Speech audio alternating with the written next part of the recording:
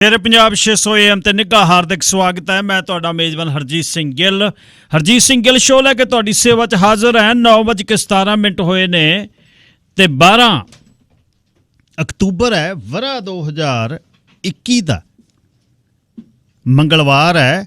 27 ਅਸੂਨ ਨਾਨਖੇ ਸੰਮਤ 553 ਨਿੱਘਾ ਹਾਰਦਿਕ ਸਵਾਗਤ ਹੈ ਜੀ। ਚੱਲਾਂਗੇ ਪੰਜਾਬ ਨੂੰ, ਦੇਸ਼ ਪੰਜਾਬ ਦੇ ਝਰੋਖੇ 'ਚੋਂ ਸਰ ਨਵਕਿਨ ਸਿੰਘ ਪੱਤੀ ਗੱਲਬਾਤ ਕਰਨਗੇ। ਉਸ ਤੋਂ ਬਾਅਦ ਤੁਹਾਡੀ ਸਿਹਤ ਦੀ ਗੱਲਬਾਤ ਹੋਏਗੀ। ਵੈਦ ਰੂਬਲ ਆਉਣਗੇ। ਵੈਦ ਰੂਬਲ ਆਉਣਾ ਤੋਂ ਬਾਅਦ ਵਿਸ਼ੇ ਕਈ ਇਕੱਠੇ ਹੋ ਗਏ 3-4 ਦਿਨਾਂ 'ਚ, ਸਾਰਿਆਂ 'ਤੇ ਝਾਤ ਪਾਵਾਂਗੇ। ਓਨਟਾਰੀਓ ਦੇ ਵਿੱਚ ਫਿਰੋਜ਼ਪੁਰ ਦੇ ਇੱਕ ਮੁੰਡੇ ਸ਼ਰਮੇ ਦੀ ਮੌਤ ਹੋਈ ਹੈ। ਪਰਿਵਾਰ ਦੋਸ਼ ਲਾ ਰਿਹਾ ਕਿ ਉਸ ਨੂੰ ਕੁੱਟਿਆ ਗਿਆ, ਸਿਰ ਦੇ ਵਿੱਚ ਸੱਟਾਂ ਲੱਗੀਆਂ, ਉਸ ਤੋਂ ਮੁੰਡਾ ਬਾਅਦ ਦਮ ਤੋੜ ਗਿਆ, ਟੱਬਰ ਉੱਜੜ ਗਿਆ। ਨੌਜਵਾਨ ਪੁੱਤ ਨੂੰ ਬਹੁਤ ਔਖਾ ਭੇਜਿਆ ਸੀ ਮਾਪਿਆਂ ਨੇ। ਇਸ ਦੀ ਗੱਲਬਾਤ ਹੋਏਗੀ। ਅਤੇ ਵੈਕਸੀਨੇਸ਼ਨ ਦੀ ਲੌਂਗ ਟਰਮ ਕੇਅਰ ਦੇ ਵਿੱਚ ਅਸਿਸਟਡ ਲਿਵਿੰਗ ਕੇਅਰ ਦੇ ਵਿੱਚ ਜਿੰਨੇ ਵਰਕਰ ਨੇ ਉਹਨਾਂ ਨੂੰ ਵੈਕਸੀਨੇਸ਼ਨ ਜਿਹੜੀ ਕਰਾਉਣੀ ਪੈਣੀ ਹੈ, ਨਹੀਂ ਘਰੇ ਬੈਠਣਗੇ। ਅਤੇ ਬਹੁਤ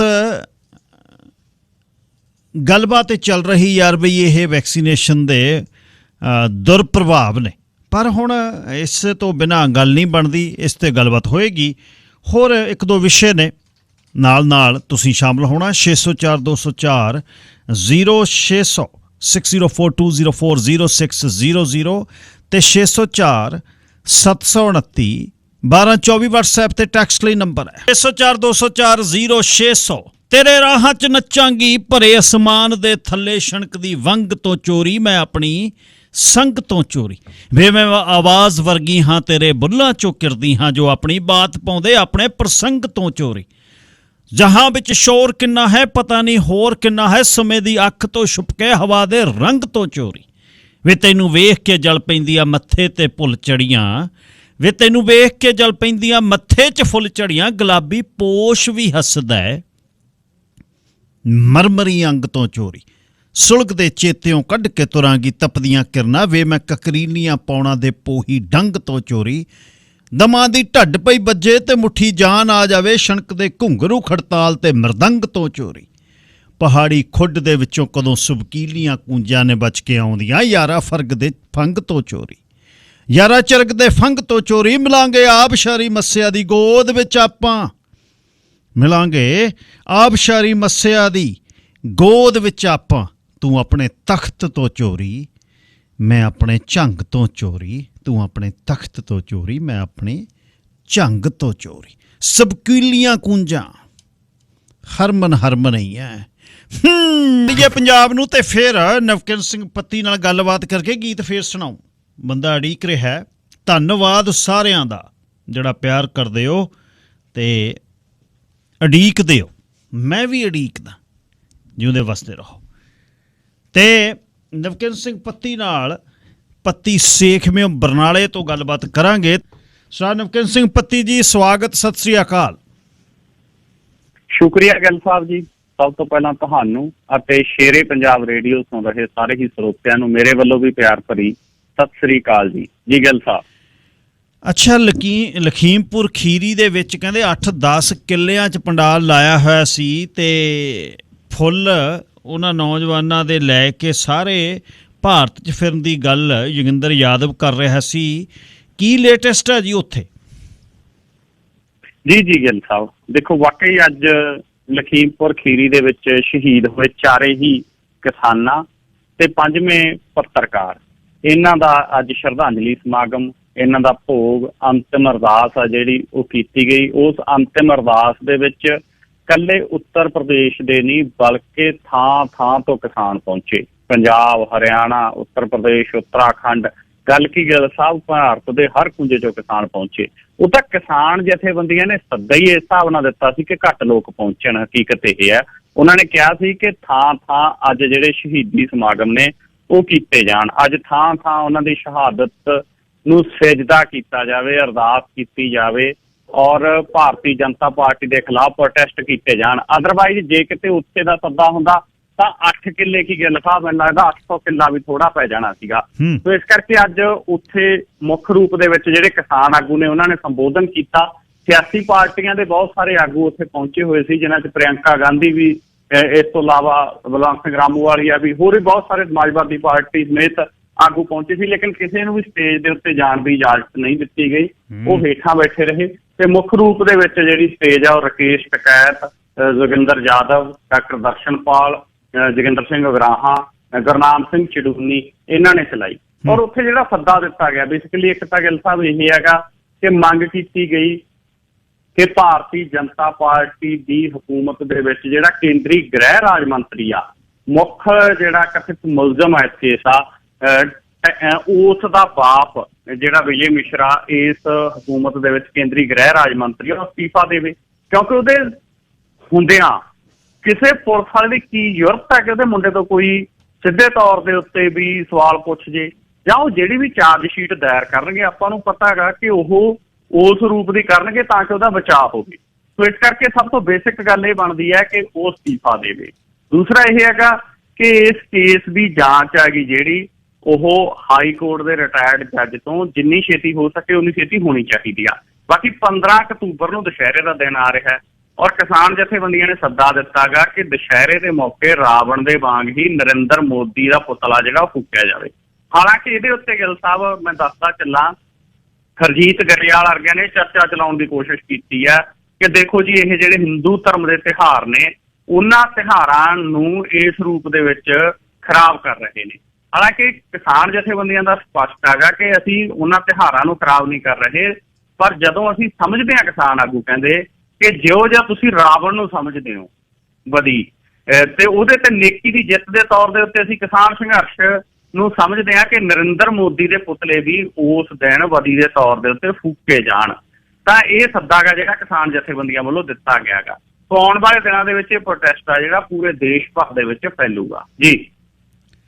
ਅੱਛਾ, ਪੰਜਾਬ ਨੂੰ ਮੁੜ ਆਈਏ, ਕਹਿੰਦੇ ਪੰਜਾਬ 'ਚ ਕੋਲਾ ਮੁੱਕੀ ਜਾਂਦਾ ਹੈ। ਜੀ ਗਿੱਲ ਸਾਹਿਬ, ਇੱਕ ਵੱਡਾ ਸੰਕਟ ਦਾ ਸਾਹਮਣਾ ਪੰਜਾਬ ਕਰ ਰਿਹਾ। ਪੰਜਾਬ 'ਚ ਬਿਜਲੀ ਦੀ ਬਹੁਤ ਕਿੱਲਤ ਖੜੀ ਹੋ ਗਈ।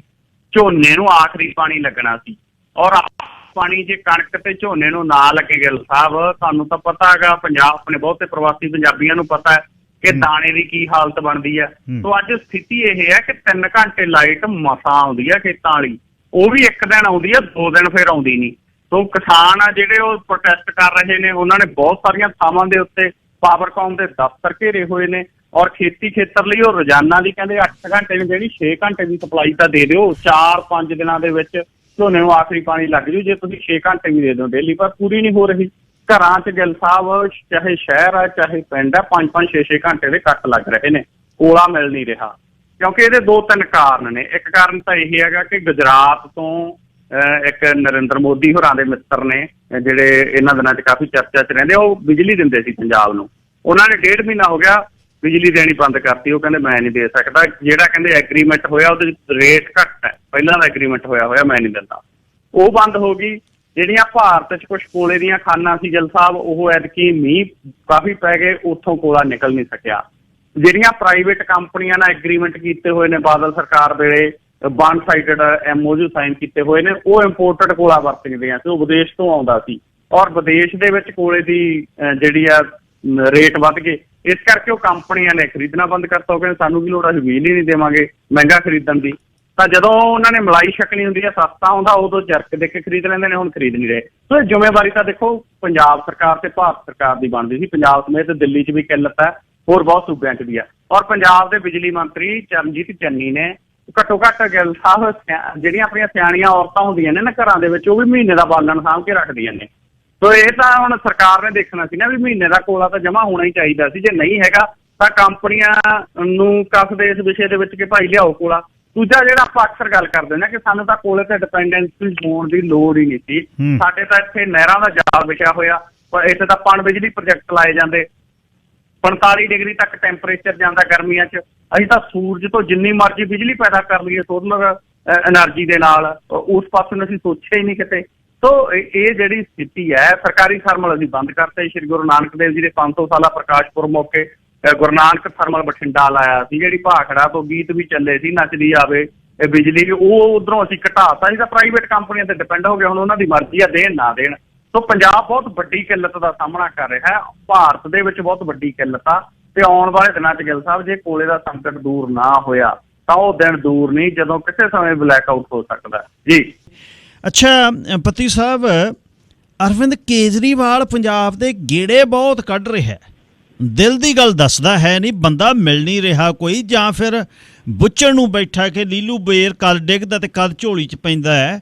ਮੈਨੂੰ ਲੱਗਦਾ ਹਲੇ ਸਿੱਧੂ ਤੇ ਗੁਣਾ ਪਾਈ ਬੈਠਾ ਕਿ ਹੋਰ ਕੋਈ ਲੱਭ ਰਿਹਾ ਕਿਸੇ ਬੰਦੇ ਨੂੰ। ਜੀ ਗਿੱਲ ਸਾਹਿਬ, ਦੇਖੋ ਵਾਕਈ ਅਰਵਿੰਦ ਕੇਜਰੀਵਾਲ ਲਗਾਤਾਰ ਪੰਜਾਬ ਦੇ ਗੇੜੇ ਨੇ ਜਿਹੜੇ ਉਹ ਮਾਰ ਰਹੇ ਨੇ। ਹੁਣ ਫਿਰ ਪੰਜਾਬ ਦੇ 2 ਰੋਜ਼ਾ ਗੇੜੇ ਦੇ ਉੱਤੇ ਅੱਜ ਅਰਵਿੰਦ ਕੇਜਰੀਵਾਲ ਜਿਹੜੇ ਉਹ ਪੰਜਾਬ ਆਏ। ਸ਼੍ਰੀ ਅੰਮ੍ਰਿਤਸਰ ਸਾਹਿਬ ਤੋਂ ਪਹਿਲਾਂ ਉਹ ਪਿੰਡ ਸੇਖਵਾਂ ਪਹੁੰਚੇ, ਜਿੱਥੇ ਉਹਨਾਂ ਨੇ ਸੇਵਾ ਸਿੰਘ ਸੇਖਵਾਂ ਪੰਜਾਬ ਦੇ ਸਾਬਕਾ ਕੈਬਨਿਟ ਮੰਤਰੀ ਪਿਛਲੇ ਮਹੀਨੇ ਅਜੇ ਆਮ ਆਦਮੀ ਪਾਰਟੀ 'ਚ ਸ਼ਾਮਲ ਹੋਏ ਸੀਗੇ, ਉਹਨਾਂ ਦੇ ਪਰਿਵਾਰ ਦੇ ਨਾਲ ਦੁੱਖ ਸਾਂਝਾ ਕੀਤਾ। ਉਸ ਤੋਂ ਬਾਅਦ ਉਹ ਜਲੰਧਰ ਦਾ ਇੱਕ ਬਹੁਤ ਵੱਡਾ ਮੰਦਿਰ ਹੈ ਦੇਵੀ ਤਲਾਬ ਮੰਦਿਰ ਗਿੱਲ ਸਾਹਿਬ, ਉੱਥੇ ਨਤਮਸਤਕ ਹੋਏ ਅੱਜ ਸ਼ਾਮ ਨੂੰ। ਤੇ ਕੱਲ ਨੂੰ ਫਿਰ ਉਹ ਪੰਜਾਬ ਦੇ ਵਿੱਚ ਕਈ ਥਾਵਾਂ ਦੇ ਉੱਤੇ ਜਾ ਰਹੇ ਨੇ।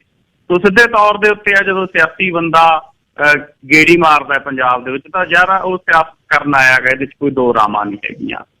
ਤਾਂ ਇਸ ਮੌਕੇ ਉਹ ਸਿਆਸੀ ਪੱਤੇ ਆਪਦੇ ਖੋਲਦੇ ਨਹੀਂ। ਵਾਕਈ ਤੁਹਾਡੀ ਗੱਲ ਠੀਕ ਹੈ ਕਿ ਗੇੜੇ ਮਾਰ ਰਹੇ ਨੇ, ਆ ਜਾ ਕੇ ਉਹਨਾਂ ਦੇ ਹਰੇਕ ਗੇੜੇ ਦੇ ਵਿੱਚੋਂ ਭਗਵੰਤ ਮਾਨ ਤੋਂ ਅੱਗੇ ਜਿਹੜੀ ਸਥਿਤੀ ਆ ਉਹ ਵੱਧਦੀ ਨਹੀਂ ਉਹਨਾਂ ਦੀ। ਸੋ ਨਵਜੋਤ ਸਿੰਘ ਸਿੱਧੂ ਦੇਖੋ ਗਿੱਲ ਸਾਹਿਬ, ਜਿੱਥੋਂ ਤੱਕ ਮੇਰੀ ਕਿਆਸ ਰਾਈ ਹੈ ਕਿ ਉਹ ਆਮ ਆਦਮੀ ਪਾਰਟੀ ਦੇ ਵਿੱਚ ਜਾਣ ਦੀ ਸੰਭਾਵਨਾ ਬਹੁਤ ਘੱਟ ਹੈ। ਔਰ ਇਹ ਗੱਲ ਅਰਵਿੰਦ ਕੇਜਰੀਵਾਲ ਨੂੰ ਵੀ ਪਤਾ ਹੈ, ਕਿਉਂਕਿ ਅਰਵਿੰਦ ਕੇਜਰੀਵਾਲ ਅਜਿਹੇ ਲੋਕਾਂ ਨੂੰ ਆਪਦੀ ਪਾਰਟੀ 'ਚ ਸ਼ਾਮਲ ਨਹੀਂ ਕਰਦਾ ਜਿਹੜੇ ਲੋਕ ਨਿੱਜੀ ਤੌਰ ਦੇ ਉੱਤੇ ਫੈਸਲੇ ਲੈਣ ਦੀ ਹੈਸੀਅਤ ਰੱਖਦੇ ਨੇ। ਅਸਲ ਦੇ ਵਿੱਚ ਕਿਉਂਕਿ ਜਿਹੋ ਜਿਹੇ ਬੰਦੇ ਮਤਲਬ ਚਾਹੇ ਜੋਗਿੰਦਰ ਯਾਦਵ ਨੂੰ ਇਹਨੇ ਬਾਹਰ ਕੀਤਾ, ਚਾਹੇ ਇਹਨੇ ਪ੍ਰਸ਼ਾਂਤ ਭੂਸ਼ਣ ਨੂੰ ਬਾਹਰ ਕੀਤਾ, ਚਾਹੇ ਡਾਕਟਰ ਧਰਮਵੀਰ ਗਾਂਧੀ ਨੂੰ ਬਾਹਰ ਕੀਤਾ, ਚਾਹੇ ਗੁਰਪ੍ਰੀਤ ਘੁੱਗੀ ਨੂੰ ਕੀਤਾ, ਚਾਹੇ ਸੁੱਚਾ ਸਿੰਘ ਛੋਟੇਪੁਰ ਨੂੰ ਕੀਤਾ। ਇੱਕ ਲੰਬੀ ਲਿਸਟ ਆ ਕੁਮਾਰ ਵਿਸ਼ਵਾਸ ਤੋਂ ਲੈ ਕੇ ਪੱਤਰਕਾਰ ਆਸ਼ੂਤੋਸ਼ ਸਮੇਤ। ਉਹ ਲੋਕ ਜਿਹੜੇ ਲੋਕ ਜੀ ਹਜ਼ੂਰੀਏ ਨਹੀਂ ਬਣੇ, ਉਹਨਾਂ ਸਾਰਿਆਂ ਨੂੰ ਬਾਹਰ ਦੇ ਰਸਤੇ ਦਿਖਾਏ ਗਏ। ਸੋ ਇਸ ਕਰਕੇ ਨਵਜੋਤ ਸਿੰਘ ਸਿੱਧੂ ਵਾਲੇ ਪਾਸੇ ਨੂੰ ਸ਼ਾਇਦ ਗੁਨਾਹ ਨਾ ਪਵੇ। ਮੈਨੂੰ ਲੱਗਦਾ ਉਹਨਾਂ ਦੀਆਂ ਨਿਗਾਹਾਂ ਨੇ ਜਿਹੜੀਆਂ ਉਹ ਕਾਂਗਰਸ ਪਾਰਟੀ ਵਾਲੇ ਪਾਸੇ ਨੂੰ ਜ਼ਰੂਰ ਨੇ, ਕਿਉਂਕਿ ਕਾਂਗਰਸ ਪਾਰਟੀ ਦੇ ਕਈ ਸਾਬਕਾ ਪ੍ਰਧਾਨ ਗਿੱਲ ਸਾਹਿਬ, ਖਾਸ ਕਰਕੇ ਤੁਹਾਡੇ ਦੁਆਬੇ ਦੇ ਵਿੱਚੋਂ ਜਾਂ ਮਾਝੇ ਦੇ ਵਿੱਚੋਂ ਵੀ ਕਈਆਂ ਦੇ ਉੱਤੇ ਇਹਨਾਂ ਦੀ ਜਿਹੜੀ ਨਿਗਾਹ ਗੀ ਉਹ ਹੈਗੀ ਹੈ। ਸੋ ਆ ਜਾ ਕੇ ਫਿਰ ਵੀ ਜਦੋਂ ਭਗਵੰਤ ਮਾਨ ਦੇ ਨਾਲ ਤੋਲ ਕੇ ਦੇਖਦੇ ਨੇ ਤਾਂ ਫਿਰ ਆਮ ਆਦਮੀ ਪਾਰਟੀ ਦੇ ਵਿੱਚ ਜੋ ਹੈ ਉਹਦੇ ਵਿੱਚੋਂ ਫਿਰ ਸਥਿਤੀ ਇਸ ਪਾਸੇ ਤੁਰਦੀ ਹੈ ਕਿ ਭਗਵੰਤ ਮਾਨ ਹੀ ਠੀਕ ਹੈ। ਭਗਵੰਤ ਮਾਨ ਨੂੰ ਅਨਾਊਂਸ ਨਹੀਂ ਕਰ ਰਹੇ, ਪਰ ਜਿੰਨੀ ਦੇਰ ਕਰ ਰਹੇ ਨੇ ਉਹਦਾ ਨੁਕਸਾਨ ਹੋ ਰਿਹਾ ਹੈਗਾ। ਇਹ ਵੀ ਇੱਕ ਵੱਡਾ ਪੁਆਇੰਟ ਆ ਜਿਹੜਾ। ਸੋ ਇਸ ਕਰਕੇ ਪਿਛਲੀ ਵਾਰ ਵੀ ਇਹ ਆਪਣੀਆਂ ਗਲਤੀਆਂ ਕਰਕੇ ਆਮ ਆਦਮੀ ਪਾਰਟੀ ਹਾਰੀ ਸੀ। ਸੋ ਇਸ ਵਾਰ ਮੈਨੂੰ ਲੱਗਦਾ ਉਹ ਗਲਤੀ ਦੁਬਾਰੇ ਦੁਹਰਾਈ ਜਾ ਰਹੀ ਹੈ। ਬਾਕੀ ਦੂਸਰੀ ਗੱਲ ਸਾਹਿਬ ਖੱਲ ਇਹ ਹੈ ਕਿ ਕੇਜਰੀਵਾਲ ਸਾਹਿਬ ਅੱਜ ਪੰਜਾਬ ਆਏ, ਆਉਂਦਿਆਂ ਹੀ ਮਤਲਬ ਪੰਜਾਬ ਅਜੇ ਬੜੇ ਨਹੀਂ, ਉਹ ਤੋਂ ਪਹਿਲਾਂ ਹੀ ਜਿਹੜਾ ਬਿਆਨ ਦੇ ਦਿੱਤਾ ਕਿ ਧੂੰਆਂ ਪਹੁੰਚ ਗਿਆ ਜੀ ਦਿੱਲੀ। ਸੋ ਇਹ ਜਿਹੜਾ ਧੂਏ ਵਾਲਾ ਮਸਲਾ ਹੈਗਾ ਨਾ ਕਿ ਧੂੰਆਂ ਦਿੱਲੀ ਸਾਡੇ ਪੰਜਾਬ ਤੋਂ ਆਉਂਦਾ ਜੀ, ਇਹ ਸਾਡੇ ਦਿੱਲੀ 'ਚ ਖਰਾਬੀ ਕਰਦਾ, ਇਹ ਗੱਲ ਵੀ ਜੱਚਦੀ ਨਹੀਂ ਹੈ ਪੰਜਾਬੀਆਂ ਨੂੰ, ਖਾਸ ਕਰਕੇ ਕਿਸਾਨੀ ਨੂੰ, ਕਿਉਂਕਿ ਇਹਦਾ ਕਾਰਨ ਹੋਰ ਹੈ। ਅਸੀਂ ਤਾਂ ਜਦੋਂ ਅੰਕੜੇ ਦੇਖਦੇ ਹਾਂ ਧੂਆਂ ਹੀ ਬਹੁਤ ਘੱਟ ਹੈ ਜਿਹੜਾ ਕਿਸਾਨ ਤੋਂ ਪੈਦਾ ਹੁੰਦਾ। ਹਾਲਾਂਕਿ ਆਪਾਂ ਕੋਈ ਫੇਵਰ 'ਚ ਨਹੀਂ ਹੈਗੇ ਪਰਾਲੀ ਫੂਕਣ ਦੇ, ਲੇਕਿਨ 82% ਧੂਆਂ ਤਾਂ ਦੂਸਰਾ ਗਾ ਜਿਹੜੇ ਪਾਸੇ ਬੋਲਦੇ ਨਹੀਂ, ਇਹ ਜਿਹੜਾ ਇੰਡਸਟਰੀਆਂ ਦਾ ਬੇਲੋੜੇ ਵਹੀਕਲਾਂ ਦਾ। ਜੀ ਗਿੱਲ ਸਾਹਿਬ, ਅੱਛਾ ਰਾਜਨੀਤੀ ਤੇ ਟਿਕੀਏ ਹਲੇ, ਨਵਜੋਤ ਦਾ ਫਿਰ ਹੁਣ ਕਿਹੜਾ ਸਟੈਂਡ ਆ? ਉਈਓ ਹੀ ਰੁੱਸੇ ਫੁੱਫੜ ਵਾਂਗੂ ਵਿੱਚ ਜੰਨ ਦੇ ਉਈਓ ਤੁਰਿਆ ਫਿਰਦਾ ਹੈ ਕਿ ਜਾਂ ਕੋਈ ਗੁਣਾ ਪੈਂਦਾ? ਜੀ ਗਿੱਲ ਸਾਹਿਬ, ਦੇਖੋ ਹੁਣ ਤੱਕ ਤਾਂ ਇਹੀ ਲੱਗਦਾ ਸੀ ਕਿ ਨਵਜੋਤ ਸਿੰਘ ਸਿੱਧੂ ਨੇ ਜਿਹੜਾ ਪਿਛਲੇ ਦਿਨਾਂ ਦੇ ਵਿੱਚ ਅਸਤੀਫਾ ਦਿੱਤਾ, ਉਹ ਅਸਤੀਫੇ ਨਾ ਉਹ ਰਿਜੈਕਟ ਹੋਇਆ ਨਾ ਉਹ ਐਕਸੈਪਟ ਹੋਇਆ, ਉਹਦੇ ਤੇ ਗੁਣਾ ਪੈਂਦਾ ਰਿਹਾ। ਔਰ ਉਹਦੇ ਚੋਂ ਨਵਜੋਤ ਸਿੰਘ ਸਿੱਧੂ ਸ਼ੁਰੂ ਦੇ ਵਿੱਚ ਇਹ ਲੱਗਦਾ ਸੀ ਕਿ ਅਸਤੀਫਿਆਂ ਦੀ ਝੜੀ ਲੱਗ ਜੂ, ਕਿਉਂਕਿ ਇਹਦੇ ਵਿੱਚ ਕੋਈ ਦੋ ਰਾਮਾਂ ਨਹੀਂ ਕਿ ਚਰਨਜੀਤ ਸਿੰਘ ਚੰਨੀ ਜੇ ਮੁੱਖ ਮੰਤਰੀ ਬਣਿਆ ਤਾਂ ਨਵਜੋਤ ਸਿੰਘ ਸਿੱਧੂ ਦਾ ਇੱਕ ਜਿਹੜਾ ਲਗਾਤਾਰ ਕੈਪਟਨ ਅਮਰਿੰਦਰ ਸਿੰਘ ਨਾਲ ਆਡਾ ਲਾਉਣਾ ਉਹ ਇੱਕ ਕਾਰਨ ਬਣਿਆ। ਦੂਸਰਾ ਪ੍ਰਗਟ ਸਿੰਘ, ਰਾਜਾ ਵੜਿੰਗ ਸਮੇਤ ਕਈਆਂ ਨੂੰ ਮੰਤਰੀ ਬਣਾਉਣ ਦੇ ਪਿੱਛੇ ਨਵਜੋਤ ਸਿੰਘ ਸਿੱਧੂ ਨਜ਼ਰ ਆ ਰਹੇ ਨੇ। ਲੇਕਿਨ ਗਿੱਲ ਸਾਹਿਬ ਉਦੋਂ ਸਥਿਤੀ ਹੋਰ ਸੀ, ਉਦੋਂ ਬਾਅਦ ਸਥਿਤੀਆਂ ਬਦਲ ਗਈਆਂ ਤਾਂ ਨਵਜੋਤ ਸਿੰਘ ਸਿੱਧੂ ਨੂੰ ਵੀ ਪਿੱਛੇ ਮੁੜਨਾ ਤਾਂ ਪਿਆ ਗਿਆ ਇਸ ਗੱਲ ਤੋਂ, ਕਿਉਂਕਿ ਉਹਨਾਂ ਨੂੰ ਲੱਗਦਾ ਸੀ ਕਿ ਚਰਨਜੀਤ ਚੰਨੀ ਉਹਨਾਂ ਨੂੰ ਮਨਾਉਣ ਆਉਣਗੇ, ਲੇਕਿਨ ਉਹ ਨਹੀਂ ਆਏ। ਨਵਜੋਤ ਸਿੰਘ ਸਿੱਧੂ ਨੂੰ 2 ਦਿਨ ਦੀ ਵੇਟ ਕਰਨ ਤੋਂ ਬਾਅਦ ਚਰਨਜੀਤ ਚੰਨੀ ਨੂੰ ਮਿਲਣ ਜਾਣਾ ਪਿਆ ਤੇ ਹੁਣ ਹਾਈ ਕਮਾਂਡ ਵੀ ਉਹਨਾਂ ਨੂੰ ਲੱਗਦਾ ਸੀ ਕਿ ਸ਼ਾਇਦ ਇਸ ਪਾਸੇ ਨੂੰ ਆਊ, ਪਰ ਉਹ ਵੀ ਨਹੀਂ ਆਈ। ਫਿਰ ਨਵਜੋਤ ਸਿੰਘ ਸਿੱਧੂ ਨੇ ਪ੍ਰਧਾਨਗੀ ਤੋਂ ਅਸਤੀਫਾ ਦੇਈ ਬੈਠੇ ਨੇ, ਲੇਕਿਨ ਲਖੀਮਪੁਰ ਖੀਰੀ ਜਾਣ ਦਾ ਪ੍ਰੋਗਰਾਮ ਲਿਖਿਆ, ਉਹ ਵੀ ਬਤੌਰ ਪ੍ਰਧਾਨ ਲਿਖਿਆ ਗਿਆ ਔਰ ਉਹਦੇ ਵਿੱਚ ਚਰਨਜੀਤ ਚੰਨੀ ਨਹੀਂ ਮੌਕੇ ਦੇ ਉੱਤੇ ਸ਼ਾਮਲ ਹੋਏ। ਤਾਂ ਜਿਸ ਤਰੀਕੇ ਦੀ ਗੱਲ ਬਣੀ, ਸ਼ਬਦਾਵਲੀ ਸਾਹਮਣੇ ਆਈ, ਉਹ ਵੀ ਚਰਚਾ ਦਾ ਵਿਸ਼ਾ ਬਣੀ। ਇਸ ਤੋਂ ਇਲਾਵਾ ਨਵਜੋਤ ਸਿੰਘ ਸਿੱਧੂ ਦਾ ਚਰਨਜੀਤ ਚੰਨੀ ਦੇ ਬੇਟੇ ਦੇ ਵਿਆਹ ਤੇ ਸ਼ਾਮਲ ਨਾ ਹੋਣਾ ਵੀ ਕਾਫੀ ਲੋਕਾਂ ਦੇ ਵਿੱਚ ਚਰਚਾ ਦਾ ਵਿਸ਼ਾ ਬਣਿਆ ਹੋਇਆ। ਸੋ ਹੁਣ ਅੱਜ ਹਰੀਸ਼ ਰਾਵਤ ਹੋਰਾਂ ਨੇ ਜਿਹੜਾ ਸੰਕੇਤ ਦਿੱਤਾ ਇੱਕ ਟਵੀਟ ਕਰਕੇ, ਉਹ ਸੰਕੇਤ ਇਸ ਪਾਸੇ ਨੂੰ ਹੈ ਕਿ ਹਾਈ ਕਮਾਂਡ ਦੁਬਾਰੇ ਨਵਜੋਤ ਸਿੰਘ ਸਿੱਧੂ ਨੂੰ ਮੁੜ ਰੌਂ ਦੇ ਵਿੱਚ ਲਿਆਉਣ ਦੀ ਸਥਿਤੀ ਦੇ ਵਿੱਚ ਨਜ਼ਰ ਆ ਰਹੀ ਹੈ, ਜਿਹਦੇ ਤੋਂ ਲੱਗਦਾ ਫਿਰ ਸਰਗਰਮ ਕਰਨਗੇ। ਕਿਉਂਕਿ ਹਰੀਸ਼ ਰਾਵਤ ਨੇ ਕਿਹਾ ਵਿੰਗੇ ਟੇਢੇ ਢੰਗ ਨਾਲ ਕਿ ਪ੍ਰਧਾਨਗੀ ਇਹ ਨਵਜੋਤ ਸਿੰਘ ਸਿੱਧੂ ਕੋਲ ਹੀ ਰਹੂਗੀ। ਉਹਨਾਂ ਨੇ ਇਸ਼ਾਰਾ ਹੀ ਕੀਤਾ ਕਿ ਨਵਜੋਤ ਸਿੰਘ ਸਿੱਧੂ ਹੀ ਆਉਣ ਵਾਲੇ ਦਿਨਾਂ ਦੇ ਵਿੱਚ ਪੰਜਾਬ ਦੀ ਯੋਜਨਾ ਲਿਖਣਗੇ ਔਰ ਉਹਨਾਂ ਨੇ ਕਹਿਤਾ ਕਿ ਮੁੱਖ ਮੰਤਰੀ ਅਗਲਾ ਕੌਣ ਹੋਵੇ ਸੋਨੀਆ ਗਾਂਧੀ ਤੈਅ ਕਰਨਗੇ ਇੱਕ ਵੱਖਰੀ ਟਵੀਟ ਦੇ ਵਿੱਚ। ਲੇਕਿਨ ਉਹਨਾਂ ਨੇ ਇਹ ਵੀ ਨਾਲ ਦੱਸਤਾ ਕਿ 14 ਅਕਤੂਬਰ ਨੂੰ ਨਵਜੋਤ ਸਿੰਘ ਸਿੱਧੂ ਮਿਲ ਰਹੇ ਨੇ ਹਾਈ ਕਮਾਂਡ ਨੂੰ, ਜਿਹਦੇ 'ਚ ਹਰੀਸ਼ ਰਾਵਤ ਹੋਣਗੇ, ਬੇਨੂ ਗੋਪਾਲ ਹੋਣਗੇ, ਨਵਜੋਤ ਸਿੰਘ ਸਿੱਧੂ ਹੋਣਗੇ, ਹੋਰ ਕੌਣ ਹੋਣਗੇ 14 ਅਕਤੂਬਰ ਤੱਕ ਡਿਸਾਈਡ ਹੋ ਜੂ। ਲੇਕਿਨ ਜੇ ਮੀਟਿੰਗ ਫਿਕਸ ਹੋਈ ਹੈ ਤਾਂ ਇਹਦਾ ਮਤਲਬ ਹੈ ਕਿ ਨਵਜੋਤ ਸਿੰਘ ਸਿੱਧੂ ਨਾਲ ਮੁੱਢਲੇ ਰੂਪ ਦੀ ਗੱਲਬਾਤ ਹਾਈ ਕਮਾਂਡ ਦੀ ਹੋ ਚੁੱਕੀ ਹੈ। ਜੇ ਮੀਟਿੰਗ ਫਿਕਸ ਹੋਈ ਹੈ ਤਾਂ ਇਹਦਾ ਮਤਲਬ ਹੈ ਗਿੱਲ ਸਾਹਿਬ ਕਿ ਨਵਜੋਤ ਸਿੰਘ ਸਿੱਧੂ ਨੂੰ ਮਨਾ ਲਿਆ ਗਿਆ ਹੈ। ਸੋ ਹੁਣ 14 ਅਕਤੂਬਰ ਨੂੰ ਦੁਬਾਰੇ ਨਵਜੋਤ ਸਿੰਘ ਸਿੱਧੂ ਨੂੰ ਪਹਿਲਾਂ ਵਾਂਗ ਜਿਹੜਾ ਸਰਗਰਮ ਕਰਨ ਦੀ ਕੋਸ਼ਿਸ਼ ਕੀਤੀ ਜਾਊ। ਪਰ ਜਿਹੜੀਆਂ ਦੂਰੀਆਂ ਪੈਦਾ ਹੋ ਗਈਆਂ ਚੰਨੀ ਤੇ ਨਵਜੋਤ ਸਿੰਘ ਸਿੱਧੂ ਵਿਚਕਾਰ, ਉਹਨਾਂ ਨੂੰ ਮਿਟਾਉਣ ਲਈ ਹਾਈ ਕਮਾਂਡ ਕੁਛ ਕਰਦੀ ਹੈ ਜਾਂ ਨਹੀਂ ਕਰ ਪਾਉਂਦੀ, ਇਹ ਵੀ ਦੇਖਣਾ ਹੋਊ। ਬਾਕੀ ਪ੍ਰਸ਼ਾਂਤ ਕਿਸ਼ੋਰ ਬਾਰੇ ਚਰਚਾ ਸੀ ਗਿੱਲ ਸਾਹਿਬ, ਇਹ ਸਾਰੇ ਕਾਸੇ ਦੇ ਪਿੱਛੇ ਉਹ ਹੈ ਇਹ ਸੀ ਕਿ ਪ੍ਰਸ਼ਾਂਤ ਕਿਸ਼ੋਰ ਵੀ ਕਾਂਗਰਸ 'ਚ ਸਰਗਰਮ ਹੋ ਸਕਦਾ ਹੈ। ਲੇਕਿਨ ਪ੍ਰਸ਼ਾਂਤ ਕਿਸ਼ੋਰ ਨੇ ਜਿਸ ਤਰੀਕੇ ਦੇ ਨਾਲ ਕਿਹਾ ਗਾ ਕਿ ਭਾਈ ਕਾਂਗਰਸ 'ਚੋਂ ਕੱਢਣ ਪਾਉਣ ਨੂੰ ਕੁਛ ਨਹੀਂ, ਇਹ ਬਹੁਤ ਸਮੱਸਿਆਵਾਂ 'ਚ ਉਲਝੀ ਹੋਈ ਹੈ, ਉਹਦੇ ਤੋਂ ਇਹ ਲੱਗਦਾ ਗਾ ਕਿ ਕਾਂਗਰਸ ਪਾਰਟੀ ਦੀਆਂ ਜਿਹੜੀਆਂ ਪ੍ਰਸ਼ਾਂਤ ਕਿਸ਼ੋਰ ਵੀ ਪਾਸੇ ਹੋ ਗਿਆ ਕਿ ਇਹਦੀਆਂ ਸਮੱਸਿਆਵਾਂ ਨੇ ਜਿਹੜੀਆਂ ਉਹ ਹੱਲ ਨਹੀਂ ਹੋ ਪਾ ਰਹੀਆਂ, ਜਿਹਦੇ ਕਰਕੇ ਸਾਰਾ ਪ੍ਰੋਬਲਮ ਕ੍ਰੀਏਟ ਹੋ ਰਹੀਆਂ ਨੇ ਜੀ। ਪ੍ਰਸ਼ਾਂਤ ਕਿਸ਼ੋਰ ਵਾਲਾ ਜਿਹੜਾ ਪੰਜਾਬ ਦੇ ਵਿੱਚ ਉਹਨੂੰ ਘਾਹ ਪਾਉਣਾ ਇੰਨਾ ਕਿ ਉਹ ਸਾਰਾ ਕੁਝ ਕਰਨ ਜੋਗਾ ਹੈ। ਪੰਜਾਬ ਦੀ ਬਦਕਿਸਮਤੀ ਆ, ਬੰਦਾ ਆ ਕੇ ਬਿਹਾਰ ਤੋਂ ਬੈਠ ਕੇ ਜੀ ਮੈਂ ਕਿਸੇ ਨੂੰ ਜਿਤਾ ਦਿੰਦਾ, ਕਿਸੇ ਨੂੰ ਮੈਂ ਹਰਾ ਦਿੰਦਾ, ਇਹ ਬਹੁਤ ਮਾੜਾ ਇਹ ਰਵੀਰਾ ਜਿਹੜਾ ਸ਼ੁਰੂ ਹੋਇਆ ਉੱਥੇ। ਰਾਜਨੀਤਿਕ ਲੋਕਾਂ ਨੂੰ ਸੰਗ ਚਾਹੀਦੀ ਹੈ ਕਿ ਤੁਸੀਂ ਲੋਕਾਂ 'ਚ ਜੇ ਚੰਗੇ ਤਰੀਕੇ ਨਾਲ ਘੁੰਮੋ ਫਿਰੋ ਤਾਂ ਤੁਹਾਨੂੰ ਕੋਈ ਬੰਦਾ ਲਿਆ ਕੇ ਨਹੀਂ ਬਿਠਾਉਣਾ ਪੈਣਾ ਕਿ ਤੁਹਾਨੂੰ ਜਿਤਾ ਦੇਵੇ। ਸਾਰੇ ਰੱਖੀ ਬੈਠੇ ਆ, ਕੋਈ ਪਾਰਟੀ ਇੱਕ ਛੱਡ ਦਿਓ, ਸਾਰੀਆਂ ਹੀ ਰੱਖੀ ਬੈਠੇ ਆ। ਅੱਛਾ,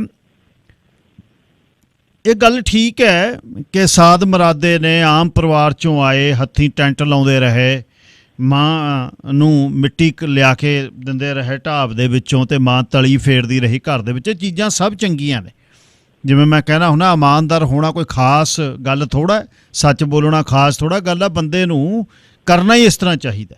ਅਤੇ ਹੁਣ ਇਹਦੇ ਬੁਖਾਰ ਜਾਂ ਉਤਰ ਜਾਣਾ। ਵਿਜ਼ਨ ਕੀ ਆ ਪੰਜਾਬ ਲਈ ਚਰਨਜੀਤ ਸਿੰਘ ਚੰਨੀ ਦਾ? ਇਹਦੇ ਬਾਰੇ ਮਾੜੀ ਜੀ ਗੱਲ ਕਰੀਏ। ਕੋਈ ਦਿਮਾਗ 'ਚ ਹੈ ਗੱਲ ਜਾਂ ਬਸ ਇਹ ਗੱਲਾਂ ਹੀ ਨੇ, ਜੱਫੀ ਪਾ ਲਈ, ਭੰਗੜਾ ਪਾ ਲਿਆ, ਚਿਮਟੇ ਵਜਾ ਲਏ? ਇਹਦੇ ਨਾਲ ਸੀਐਮਸ਼ਿਪ ਦਾ ਮਤਲਬ ਤਾਂ ਕੋਈ ਹੈ ਨਹੀਂ। ਕੀ ਸੋਚਦੇ ਨੇ ਉਹ?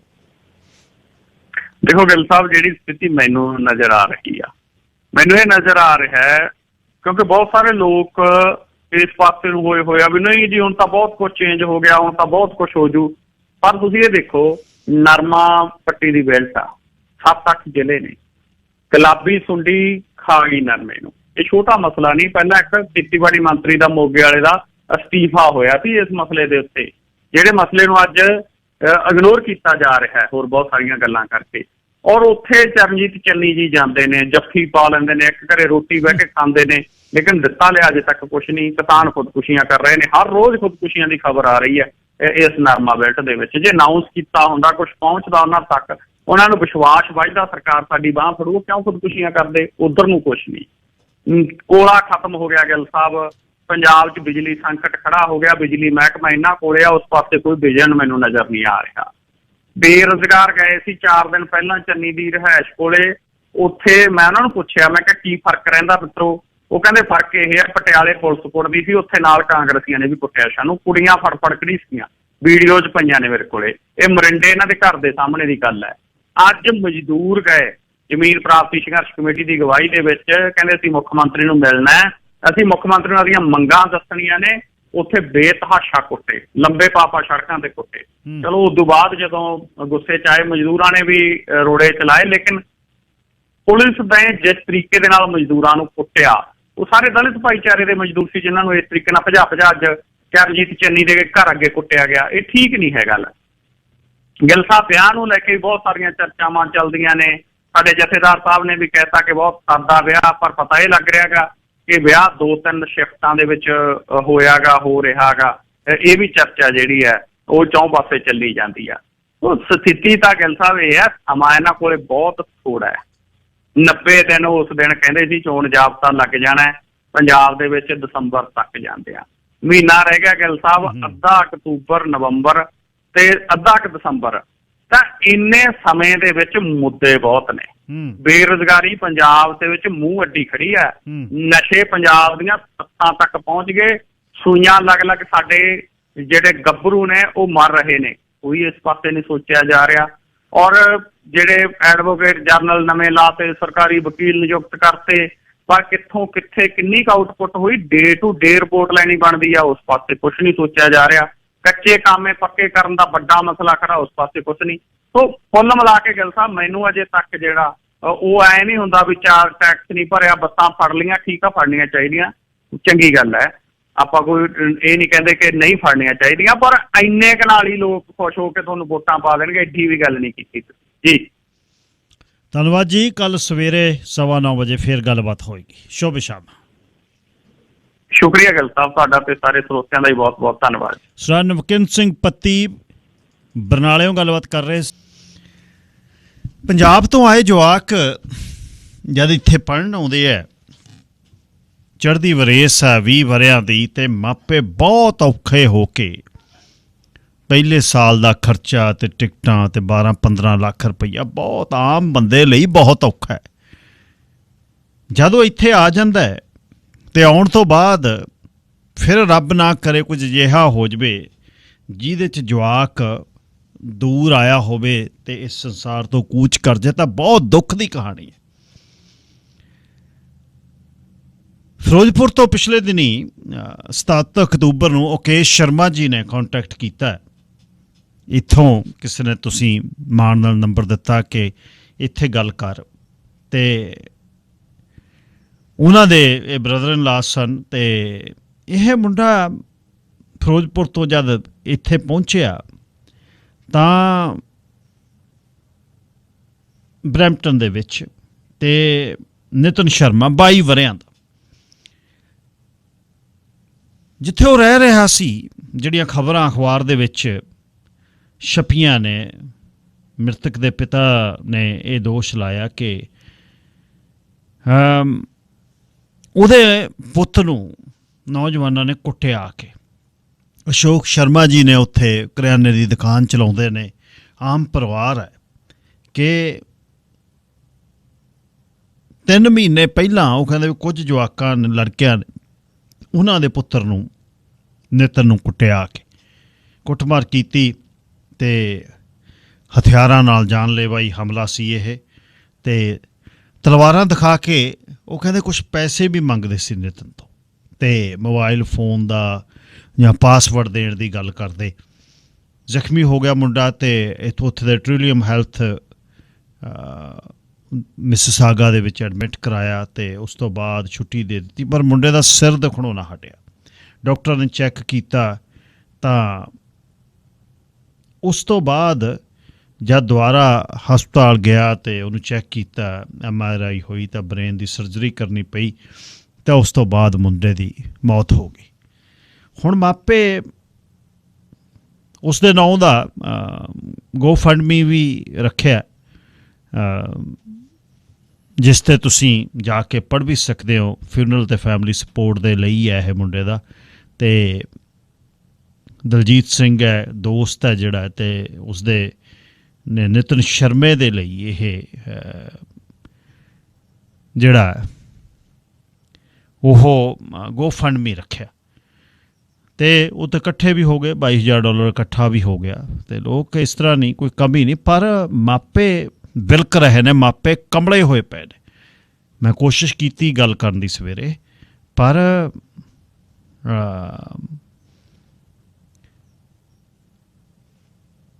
ਉਹ ਗੱਲ ਕਰਨ ਦੇ ਕਾਬਲ ਨਹੀਂ ਸੀ। ਮਾਪੇ ਬਹੁਤ ਵਿਲਕ ਰਹੇ ਨੇ। ਹੁਣ ਇਹ ਜਿਹੜੀ ਦੇਖੋ ਨੌਜਵਾਨ ਬੱਚੇ ਦੀ ਮੌਤ ਕਿਸੇ ਕਾਰਨ ਵੀ ਇੱਥੇ ਹੋਈ, ਚਾਹੇ ਆਪਾਂ ਇੱਥੇ ਦੇ ਸਿਟੀਜ਼ਨ ਆ, ਇਮੀਗ੍ਰੈਂਟ ਆ, ਸਾਡੇ ਲਈ ਵੀ ਅੱਜ 70 ਵਿਛਦੇ ਆ ਘਰਾਂ 'ਚ ਚਲਦੀਆਂ ਗੋਲੀਆਂ ਤੇ, ਤਾਂ ਇਹਦੇ ਲਈ ਥੋੜ੍ਹੇ ਵਿਲਕੇ ਆ ਆਪਾਂ। ਬੜੀਆਂ ਗੱਲਾਂ ਹੋਈਆਂ, ਪ੍ਰੈਸ਼ਰ ਗਰੁੱਪ ਬਣੇ, ਰਾਜਨੀਤਿਕ ਬੰਦਿਆਂ ਨੇ ਗੱਲਾਂ ਕੀਤੀਆਂ, ਮਿਨਿਸਟਰ ਆ ਗਏ ਆਟਵਾ ਤੋਂ, ਪਰ ਪਰਨਾਲਾ ਉੱਥੇ ਦਾ ਉੱਥੇ ਹੀ ਹੈ। ਹਾਂ, ਇਹ ਜ਼ਰੂਰ ਹੋਇਆ ਕਿ 2-2 4-4 ਲੱਖ 5-5 ਲੱਖ ਚੈਰਿਟੀਆਂ ਨੇ ਆਪਣਾ ਜੁਗਾੜ ਬੰਨ੍ਹ ਲਿਆ, ਜਿਨ੍ਹਾਂ ਨੇ ਕੱਖ ਨਹੀਂ ਕੀਤਾ ਉਹਦੇ ਲਈ, ਔਰ ਲੋਕਾਂ ਨੂੰ ਵੀ ਪਤਾ ਕੱਖ ਕਰ ਵੀ ਨਹੀਂ ਸਕਦੇ। ਪਰ ਇਹ ਜਿਹੜੀਆਂ ਮੌਤਾਂ ਹੁੰਦੀਆਂ, ਜਿਹੜੀ ਅਸਲ ਹੈ ਤਾਂ ਵਿਧਾਤਾ ਦੇ ਹੱਥ 'ਚ ਨੇ ਚੀਜ਼ਾਂ, ਜਿਹਨੇ ਜਨਮ ਦਿੱਤਾ ਹੈ ਉਹਦੇ ਕੋਲ ਮੌਤ ਦਾ ਹੱਕ ਹੈ। ਪਰ ਨੌਜਵਾਨ ਧੀ ਪੁੱਤ ਦਾ ਮਾਪਿਆਂ ਦੇ ਸਾਹਮਣੇ ਤੁਰ ਜਾਣਾ ਇੱਕ ਐਡਾ ਅਸਹਿ ਹੈ, ਜਿਹਦੇ ਤੋਂ ਬਾਅਦ ਗੱਲਾਂ ਹੀ ਰਹਿ ਜਾਂਦੀਆਂ ਨੇ, ਜ਼ਿੰਦਗੀ ਨਹੀਂ ਰਹਿੰਦੀ। ਹਾਂ, ਕੋਈ ਵਿਰਲਾ ਹੀ ਹੋਊ ਜਿਹੜਾ ਉਸ ਦੀ ਹੋਂਦ ਨੂੰ, ਪਰਵਰਦਿਗਾਰ ਨੂੰ, ਰੱਬ ਨੂੰ, ਪਰਮਾਤਮਾ ਨੂੰ, ਅੱਲਾ ਨੂੰ, ਭਗਵਾਨ ਨੂੰ, ਉਹਨੂੰ ਇੰਨਾ ਨੇੜੇ ਮਹਿਸੂਸ ਕਰੇ ਵੀ ਤੇਰੀ ਦਾਤ ਹੀ ਤੂੰ ਲੈ ਗਿਆ, ਚੱਲ ਮੇਰਾ ਕੀ ਜ਼ੋਰ ਸੀ, ਮੈਂ ਤਾਂ ਇੱਕ ਮਾਪਾ ਬਣ ਕੇ ਇਹਨੂੰ ਜਨਮ ਦੇਤਾ। ਪਰ ਹੁੰਦਾ ਬਹੁਤ ਹੈ, ਤਾਂ ਵਿਰਲੇ ਹੀ ਨੇ, ਵਿਰਲੇ, ਨਹੀਂ ਤਾਂ ਟੁੱਟ ਜਾਂਦੇ ਆ ਬੰਦੇ। ਹੁਣ ਇਹ ਗੱਲ ਇਹ ਆ ਵੀ ਪ੍ਰਦੇਸਾਂ 'ਚ ਜਵਾਕ ਭੇਜਿਆ 20-22 ਵਰ੍ਹੇ ਦਾ, ਪਤਾ ਨਹੀਂ ਕਿੱਥੋਂ ਕਲੂੰਜ ਕੇ ਪੈਸਾ ਇਕੱਠਾ ਕੀਤਾ ਹੋਊ, ਅਤੇ ਜਵਾਕ ਹੱਥੋਂ ਚਲੇ ਗਿਆ। ਹੁਣ ਇੱਥੇ ਬੈਠੇ ਮਾਪੇ, ਉੱਥੇ ਬੈਠੇ, ਕਿੱਥੇ ਕਹਾਣੀ ਹੋਣੀ ਆ? ਕੁਛ ਨਹੀਂ ਹੋਣਾ ਇੱਥੇ। ਜਿਨ੍ਹਾਂ ਦੇ ਕੋਲੋਂ ਸਾਹਮਣੇ ਮਰੇ ਨੇ ਉਹਨਾਂ ਲਈ ਕੁਛ ਨਹੀਂ ਹੋਇਆ। 10-10 15-15 ਸਾਲ ਹੋ ਗਏ, ਹਾਲੇ ਤੱਕ ਚਾਰਜ ਨਹੀਂ ਲੱਗ ਸਕੇ। ਪਾਰਕਾਂ ਦੇ ਵਿੱਚੋਂ ਸ਼ਰੇਆਮ ਸਰੀ 'ਚੋਂ ਲੈ ਗਏ ਜਵਾਕਾਂ ਨੂੰ ਚੱਕ ਕੇ, ਹਾਲੇ ਤੱਕ ਕੋਈ ਥਾਂ ਸਿਰਾ ਹੈ ਨਹੀਂ, ਕੋਈ ਚਾਰਜ ਨਹੀਂ ਕੀਤਾ। ਤੇ ਕੁਆਂਟਲਾਂ ਕੀ ਟਨਾਂ ਦੇ ਹਿਸਾਬ ਨਾਲ ਡਰੱਗ ਉੱਤਰ ਆਉਂਦੀ ਆ, ਉਹਦਾ ਨਹੀਂ ਪਤਾ ਲੱਗਦਾ ਕਿਹਨੇ ਮੰਗਾਈ, ਕੌਣ ਲੈ ਗਿਆ, ਕਿੱਥੇ ਗਈ। ਤੇ ਹੁਣ ਇਹ ਮਾਪਾ ਉੱਥੇ ਬੈਠਾ ਵਿਲਕਦਾ, ਉਹਨੂੰ ਕੀ ਪਤਾ ਇੱਥੇ ਦਾ ਕੀ ਸਿਸਟਮ ਹੈ ਤੇ ਕੀ ਕਹਾਣੀ ਹੈ ਇੱਥੇ। ਮਤਲਬ ਐਡਾ ਰੁਦਨ ਹੈ। ਉਦਣ ਵੀਕਐਂਡ ਦੀ ਇਹ ਗੱਲ ਹੈ, ਜਦ ਗੱਲ ਹੋਈ ਤਾਂ ਮੈਂ ਕੋਸ਼ਿਸ਼ ਕੀਤੀ। ਚਲੋ ਪਹਿਲੀ ਤਾਂ ਗੱਲ ਇਹ ਹੈ ਵੀ ਕਿਸਮਤ ਹੈ, ਕੋਈ ਮੁਨਾਸਬ ਸਮਝਦਾ ਕਿ ਸਾਡੀ ਕੋਈ ਗੱਲ ਕਰ ਸਕਦਾ। ਅਤੇ ਪਰ ਮਾਪਿਆਂ ਨੂੰ ਜਦ ਮੈਂ ਕੋਸ਼ਿਸ਼ ਕੀਤੀ, ਉਹ ਕਹਿੰਦੇ ਨਹੀਂ ਜੀ, ਗੱਲ ਨਹੀਂ, ਸਾਡੇ ਤੋਂ ਕੁਛ ਨਹੀਂ ਹੋ ਰਿਹਾ। ਹੁਣ ਪੁੱਤ ਨੇ ਮੁੜਨਾ ਨਹੀਂ, ਪੁੱਤ ਪੂਰਾ ਹੋ ਗਿਆ। ਇੱਕ ਕਹਿ ਜੀ ਦੁਵਿਧਾ ਦੇ ਵਿੱਚ ਅਸੀਂ ਚਲੇ ਗਏ। ਕੱਲ੍ਹ ਪੰਜਾਬ ਰੋਡਵੇਜ਼ ਦੇ ਵਿੱਚੋਂ GM ਰਿਟਾਇਰ ਹੋਏ ਨੇ, ਮਨਹਾਸ ਸਾਹਿਬ, ਇੱਥੇ ਰਹਿੰਦੇ ਨੇ ਹੁਸ਼ਿਆਰਪੁਰ ਡਿਪੂ 'ਚ, ਨਵਾਂ ਸ਼ਹਿਰ ਡਿਪੂ 'ਚ ਰਹੇ ਨੇ। ਉਹਨਾਂ ਨਾਲ ਮੈਂ ਗੱਲ ਕੱਲ੍ਹ ਸੇਵਾ ਜਾਂ ਸਰਬੱਤ ਦੇ ਭਲੇ ਦੀ ਕਰ ਰਹੇ ਸੀ, ਉੱਥੇ ਉਹ ਆ ਗਏ ਅਤੇ ਉਹ ਕਹਿੰਦੇ ਯਾਰ ਅਸੀਂ ਤਾਂ ਭਗੌੜੇ ਹਾਂ, ਅਸੀਂ ਕੀ ਗੱਲਾਂ ਕਰਨੀਆਂ ਨੇ, ਅਸੀਂ ਪੰਜਾਬ ਨੂੰ ਛੱਡ ਕੇ ਆ ਗਏ, ਕਿਸੇ ਕਾਰਨ ਛੱਡ ਕੇ ਆ ਗਏ। ਕੋਈ ਕਹਿੰਦਾ ਮੈਨੂੰ ਆਹ ਹੋ ਗਿਆ, ਕੋਈ ਕਹਿੰਦਾ ਲੜਾਈ ਹੋ ਗਈ, ਕੋਈ ਕਹਿੰਦਾ ਪੁਲਿਸ ਪਿੱਛੇ ਪੈ ਗਈ, ਕਿਸੇ ਕਾਰਨ ਪੰਜਾਬ ਛੱਡਿਆ ਹੈ ਜਾਂ ਹੁਣ ਛੱਡ ਰਹੇ ਨੇ। ਅਤੇ ਉਹਦੇ ਤੋਂ ਭਾਲਦੇ ਕੀ ਹੈ? ਕਦੇ ਲਾਲ ਲੀਕਾਂ ਦੀ ਗੱਲ ਵੀ, ਲਾਲ ਲਾਈਨ ਦੇ ਵਿੱਚ ਜਿਹੜਾ ਰਹਿ ਰਿਹਾ 5 ਸਾਲਾਂ ਦਾ ਉਹੀ ਹੈ। ਚੰਨੀ ਹੋਣੀ ਕੀ ਪਤਾ ਕੀ ਕਰ ਜਾਣ ਮਹੀਨੇ 'ਚ ਰਹਿੰਦੇ ਗਰੀਬਾਂ ਦੀਆਂ ਵੋਟਾਂ ਕਰਨ ਲਈ, ਅਤੇ ਗਰੀਬਾਂ ਨੂੰ ਜੱਫੀ ਪਾਉਣ ਕਦੇ ਕਰਦੇ ਚੱਕਰ 'ਚ। ਪਰ ਹੁਣ ਲਾਲ ਲਾਈਨਾਂ ਦੇ ਵਿੱਚੋਂ ਰਹਿਣ ਨੂੰ ਕਿਹਨੇ ਛੱਡਿਆ? ਉੱਥੇ ਕੌਣ ਰਹਿਣ ਲੱਗਿਆ? ਕਿਹਨੇ ਉਹਨਾਂ ਨੂੰ ਕਿਹਾ ਵੀ ਤੁਸੀਂ ਰਹੋ, ਅਸੀਂ ਚੰਗੀ ਜ਼ਿੰਦਗੀ ਲਈ ਇੱਥੇ ਆ ਗਏ? ਅਤੇ ਫਿਰ ਹੁਣ ਉੱਥੇ ਕੌਣ ਰਹਿ ਰਿਹਾ, ਕੌਣ ਰਹਿ ਸਕਦਾ? ਇਹਦੇ 'ਤੇ ਸਾਡਾ ਕੰਟਰੋਲ ਥੋੜ੍ਹਾ। ਅੱਜ ਤਾਂ ਤੁਸੀਂ ਕਹਿ ਰਹੇ ਹੋ ਵੀ ਭਾਈ ਆ ਜਾ ਸਾਡੇ ਘਰੇ ਰਹਿ ਲਾ, ਤੈਨੂੰ 10,000 ਰੁਪਇਆ ਮਹੀਨੇ ਦੇ ਵੀ ਦੇਵਾਂਗੇ। ਕੱਲ੍ਹ ਨੂੰ ਅਗਲੇ ਤੇ ਜਿਹੜਾ ਜਿੰਦਾ ਭੰਨ ਕੇ ਵੀ ਅੰਦਰ ਵੜ ਜੂ, ਕੋਈ ਕੀ ਕਰ ਲੈਣਾ ਇੱਥੋਂ? ਤੁਸੀਂ ਕਰਨ ਦੇਣਾ ਹੀ ਨਹੀਂ ਤੁਹਾਨੂੰ ਕਿਸੇ ਨੇ ਕੁਛ। ਉੱਥੇ ਜਾ ਕੇ ਕੀ ਕਰ ਲਓਗੇ? ਜਿੰਨਾ ਮਰਜ਼ੀ ਜ਼ੋਰ ਲਾ ਲਓ, ਨਹੀਂ ਹੋਊਗੀ ਗੱਲ। ਉੱਥੇ ਦੇ ਬੈਠੇ ਉੱਥੇ ਵਾਲਿਆਂ ਨਾਲ ਹੀ ਉਹਨਾਂ ਦੀ ਯਾਰੀ ਹੈ, ਤੁਹਾਡੇ ਨਾਲ ਨਹੀਂ ਹੈ। ਸੋ ਇਹ ਹੁਣ ਇਸ ਨੂੰ ਸਿੱਧਿਆਂ ਕਰਨਾ, ਇਹ ਗੱਲ ਕਰਨੀ ਬਹੁਤ ਔਖੀ ਹੈ ਵੀ ਕੀ ਹੋਇਆ, ਹੋ ਗਿਆ ਜਿਹੜਾ ਕੁਛ ਹੋ ਗਿਆ, ਛੱਡ ਕੇ ਅਸੀਂ ਭੱਜੇ, ਖਾਲੀ ਹੋ ਗਿਆ ਪੰਜਾਬ। ਉੱਥੇ ਕੋਈ ਯੂਪੀ ਦਾ ਆ ਜਾਵੇ, ਕੋਈ ਬਿਹਾਰ ਦਾ ਆ ਜਾਵੇ, ਵੋਟਰ ਕਾਰਡ ਬਣਾ ਕੇ ਕੱਲ੍ਹ ਨੂੰ ਵੋਟਾਂ ਪਾਵੇ, ਤਾਂ ਸਾਡਾ ਉਹਦੇ 'ਤੇ ਜ਼ੋਰ ਕੋਈ ਨਹੀਂ, ਕਿਉਂਕਿ ਅਸੀਂ ਤਾਂ ਚੰਗੀ ਜ਼ਿੰਦਗੀ ਦੇ ਲਈ ਆ ਗਏ ਇੱਥੇ, ਮਜਬੂਰੀ ਲਈ ਆ ਗਏ। ਕੁਛ ਲੈ ਲਾ, ਗੱਲ ਕਰ ਲਾ, ਤਾਂ ਹੀ ਤਾਂ ਆ ਕੇ ਕਿਸ ਨੂੰ ਪੁੱਛਣਾ ਕਿੰਨੇ ਸਾਲ ਹੋ ਗਏ? ਕਹਿੰਦਾ 20 ਹੋ ਗਏ ਯਾਰ, 20 ਸਾਲਾਂ ਦੇ ਇੱਥੇ ਕੀ ਕਰਦੇ ਹੋ, ਮੁੜੇ ਕਿਉਂ ਨਹੀਂ ਤੁਸੀਂ? ਤੂੰ ਦੇਖੀ ਮੈਨੂੰ ਬਣਾ ਲੈਣ ਤੇ 50,000 ਲੱਖ ਡਾਲਰ ਤੇ 40-50 ਲੱਖ ਹੋ ਜਾਣਾ, ਮੈਂ ਤਾਂ ਗਿਆ ਲੈ। ਤੇ ਉਹ ਦਿਨ ਤੇ ਅੱਜ ਦੇ ਦਿਨ ਨੇ, ਕਾਹਨੂੰ ਜਾਂਦਾ ਕੋਈ। ਸੋ ਇਹ ਜਵਾਕਾਂ ਦੀ ਜਿਹੜੀ ਬੇਵਕਤ ਮੌਤ ਹੈ ਨੌਜਵਾਨ ਬੱਚਿਆਂ ਦੀ, ਸ਼ਰਮਾ ਪਰਿਵਾਰ ਵਿਲਕ ਰਿਹਾ ਫਿਰੋਜ਼ਪੁਰ ਦਾ। ਤੇ ਕੋਸ਼ਿਸ਼ ਕਰਾਂਗਾ ਆਉਣ ਵਾਲੇ ਦਿਨਾਂ 'ਚ ਮੈਂ ਉਹਨਾਂ ਨਾਲ ਗੱਲ ਕਰ ਲਈ। ਪਰ ਨਿਤਨ ਸ਼ਰਮਾ ਦੇ ਪੇਜ 'ਤੇ ਜਾ ਕੇ GoFundMe ਤੇ ਕੋਸ਼ਿਸ਼ ਕਰੋ ਆਪਾਂ ਥੋੜ੍ਹੀ ਬਹੁਤੀ ਹੋਰ ਮਦਦ ਕਰ ਦਈਏ, ਪਰਿਵਾਰ ਨੂੰ ਮਦਦ ਪਹੁੰਚ ਜਾਵੇ। ਅੱਛਾ, ਪਿਛਲੇ ਦਿਨੀਂ ਸੋਸ਼ਲ ਮੀਡੀਆ 'ਤੇ ਬਰੈਂਪਟਨ ਦੀ ਵਿੱਚ ਇੱਕ ਵਿਦਰੋਹ ਨੌਜਵਾਨ ਸਾਡੇ ਕਾਮਿਆਂ ਦਾ ਹੋਇਆ। ਸੜਕ 'ਤੇ ਉਹ ਖੜ੍ਹੇ ਪੈਸਿਆਂ ਦੀ ਮੰਗ ਕਰ ਰਹੇ ਨੇ। ਗੱਲ ਦਾ ਪਤਾ ਨਹੀਂ ਸੀ ਲੱਗ ਰਿਹਾ, ਹੁਣ ਉਸ ਗੱਲ ਦੀ ਤਹਿ ਤੱਕ ਪਹੁੰਚੇ ਕਿ ਇਹ ਨੌਜਵਾਨ ਸਪੋਰਟ ਨੈਟਵਰਕ ਬਣਿਆ, ਜਿਹੜਾ ਕਿਸੇ ਵੀ ਵਪਾਰੀ ਵੱਲੋਂ ਕਿਸੇ ਦੇ ਪੈਸੇ ਜੇ ਕੋਈ ਮਾਰ ਲੈਂਦਾ ਹੈ ਤਾਂ ਇਸ 'ਤੇ ਉਹ ਕੰਮ ਕਰਦੇ ਆ। ਅੱਜ ਉਹਨਾਂ ਦੇ ਆਰਗੇਨਾਈਜ਼ਰ ਜਿਹੜੇ ਨੇ ਉਹਨਾਂ ਨਾਲ ਸੰਦੇਹਾਂ ਗੱਲ ਹੋਈ। ਪਹਿਲਾਂ ਦਿਲਸੀ ਗਿੱਲ ਮੁੰਡਾ, ਉਸ ਨਾਲ ਗੱਲ ਹੋਈ। ਅਤੇ ਹੁਣ ਮੈਂ ਤੁਹਾਡੇ ਤੱਕ ਸਰ ਅਰਸ਼ਦੀਪ ਸਿੰਘ ਕੰਗ ਉਹਨਾਂ ਨੂੰ ਲੈ ਕੇ ਆਉਣਾ, ਜਿਹੜੇ ਦੱਸਣਗੇ ਕਿ ਇਹ ਕਾਰਨ ਕੀ ਹੋਇਆ, ਇਹ ਇਕੱਠ ਕਿਉਂ ਹੋਇਆ। ਅਰਸ਼ਦੀਪ ਸਿੰਘ ਜੀ, ਸਵਾਗਤ ਤੁਹਾਡਾ, ਸਤਿ ਸ੍ਰੀ ਅਕਾਲ। ਵੀਰੇ ਸਤਿ ਸ੍ਰੀ ਅਕਾਲ ਜੀ, ਸਾਰੇ ਸਰੋਤਿਆਂ ਨੂੰ ਪਿਆਰ ਭਰੀ ਸਤਿ ਸ੍ਰੀ ਅਕਾਲ ਜੀ। ਅਸੀਂ ਵੀਰੇ ਇਹਦਾ ਕਾਰਨ ਇਹ ਹੋਇਆ ਕਿਉਂਕਿ ਨਾ ਇੱਥੇ ਪਿਛਲੇ ਸਾਲ ਦੇ ਸ਼ੁਰੂਆਤ 'ਚ ਜਦੋਂ ਆਪਣਾ ਕਿਸਾਨ ਅੰਦੋਲਨ ਪੂਰਾ ਜੋਬਨ ਤੇ ਚੱਲ ਰਿਹਾ ਸੀ ਤੇ ਉਦੋਂ ਇੱਥੇ 3-4 ਸਟੂਡੈਂਟਸ ਨੇ ਨਾ ਸੁਸਾਈਡ ਕੀਤੇ ਆਪਣੇ ਇੱਥੇ ਬਰੈਂਪਟਨ GTA ਏਰੀਏ ਦੇ ਵਿੱਚ। 2-3 ਮਹੀਨਿਆਂ ਦੇ ਵਿੱਚ ਇਹ ਚੀਜ਼ਾਂ ਹੈਪਨ ਹੋਈਆਂ। ਤੇ ਉਦੋਂ ਜਦੋਂ ਅਸੀਂ ਉਹਨਾਂ ਦੇ ਅਰਦਾਸ ਸਮਾਗਮ ਤੇ ਮਿਲੇ ਹਨਾ, ਤੇ ਉਸ ਵੇਲੇ ਅਸੀਂ ਉੱਥੇ ਨਾ ਗੱਲ ਚੱਲੀ, ਹਰ ਕੋਈ ਇਹ ਗੱਲ ਕਹਿ ਰਿਹਾ ਵੀ ਸਾਡੇ ਵੀ ਪੈਸੇ ਮਾਰ ਲਏ, ਸਾਡੇ ਵੀ ਪੈਸੇ ਮਾਰ ਲਏ। ਤੇ ਇਹ ਸੰਸਥਾ ਏਦਾਂ ਫਿਰ ਉਦੋਂ ਕੁਛ ਕੁ ਲੋਕਾਂ ਨੇ ਮਿਲ ਕੇ ਨੌਜਵਾਨ ਸਪੋਰਟ ਨੈਟਵਰਕ ਉਦੋਂ ਬਣਾਈ ਸੀ। ਤੇ ਮੈਂ ਤਾਂ ਇਹ ਸੰਸਥਾ ਨਾਲ ਜੁਲਾਈ ਮਿਡ 'ਚ ਆ ਕੇ ਜੁੜਿਆ ਜਦੋਂ ਮੈਨੂੰ ਪਤਾ ਲੱਗਿਆ ਵੀ ਇਸ ਤਰ੍ਹਾਂ ਦੀ ਇੱਕ ਸੰਸਥਾ ਬਣ ਚੁੱਕੀ ਆ ਇੱਥੇ। ਤੇ ਅਸੀਂ ਫਿਰ ਇੱਥੇ ਆਪਣਾ ਦੇਖਿਆ ਕਿਉਂਕਿ ਇੱਥੇ ਕੋਈ ਵੀ ਆ ਵੀਰੇ, ਚਾਹੇ ਕੋਈ ਟਰੱਕਿੰਗ 'ਚ ਕੰਮ ਕਰਦਾ, ਚਾਹੇ ਆਪਣਾ ਵੇਅਰ ਹਾਊਸਾਂ 'ਚ ਕੰਮ ਕਰ ਰਿਹਾ, ਕੋਈ ਐਮਾਜ਼ੋਨ ਦੀਆਂ ਡਿਲੀਵਰੀਆਂ ਕਰ ਰਿਹਾ, ਕੋਈ ਹੋਟਲਾਂ 'ਚ ਕੰਮ ਕਰ ਰਿਹਾ, ਤਕਰੀਬਨ ਹਰ ਕਿਸੇ ਦੀ ਕਿਤੇ ਨਾ ਕਿਤੇ ਪੁਆਇੰਟ ਤੇ ਜਾ ਕੇ 80 ਤੋਂ 85% ਸਟੂਡੈਂਟਸ ਦੀ ਪੇ ਮਰ ਰਹੀ ਹੈ ਜੀ। ਅੱਛਾ ਅਰਸ਼ਦੀਪ, ਇਹ ਜਿਹੜੇ ਵਿਕਟਮ ਨੇ ਇਹ ਜ਼ਿਆਦਾਤਰ ਅੰਤਰਰਾਸ਼ਟਰੀ ਵਿਦਿਆਰਥੀ ਹੋਈ ਨੇ?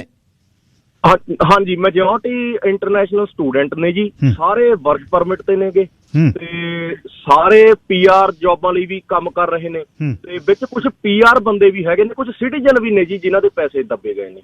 ਅੱਛਾ, ਇਹ ਜਿਹੜਾ ਕਿੰਨੇ ਕੁ ਵਿਕਟਮ ਨੇ ਹੁਣ ਇਸ ਗਰੁੱਪ ਦੇ ਵਿੱਚ ਤੁਸੀਂ ਜਿਹੜਾ ਆਰਗੇਨਾਈਜ਼ ਕੀਤਾ? ਪਹਿਲੀ ਤਾਂ ਗੱਲ ਇਹ ਬਹੁਤ ਵਧੀਆ ਜਿਨ੍ਹਾਂ ਨੇ ਵੀ ਆਰਗੇਨਾਈਜ਼ ਕੀਤਾ ਵੀ ਯਾਰ 3 ਜਵਾਕ ਖੁਦਕੁਸ਼ੀ ਕਰ ਗਏ। ਕਾਰਨ ਕੀ ਹੈ?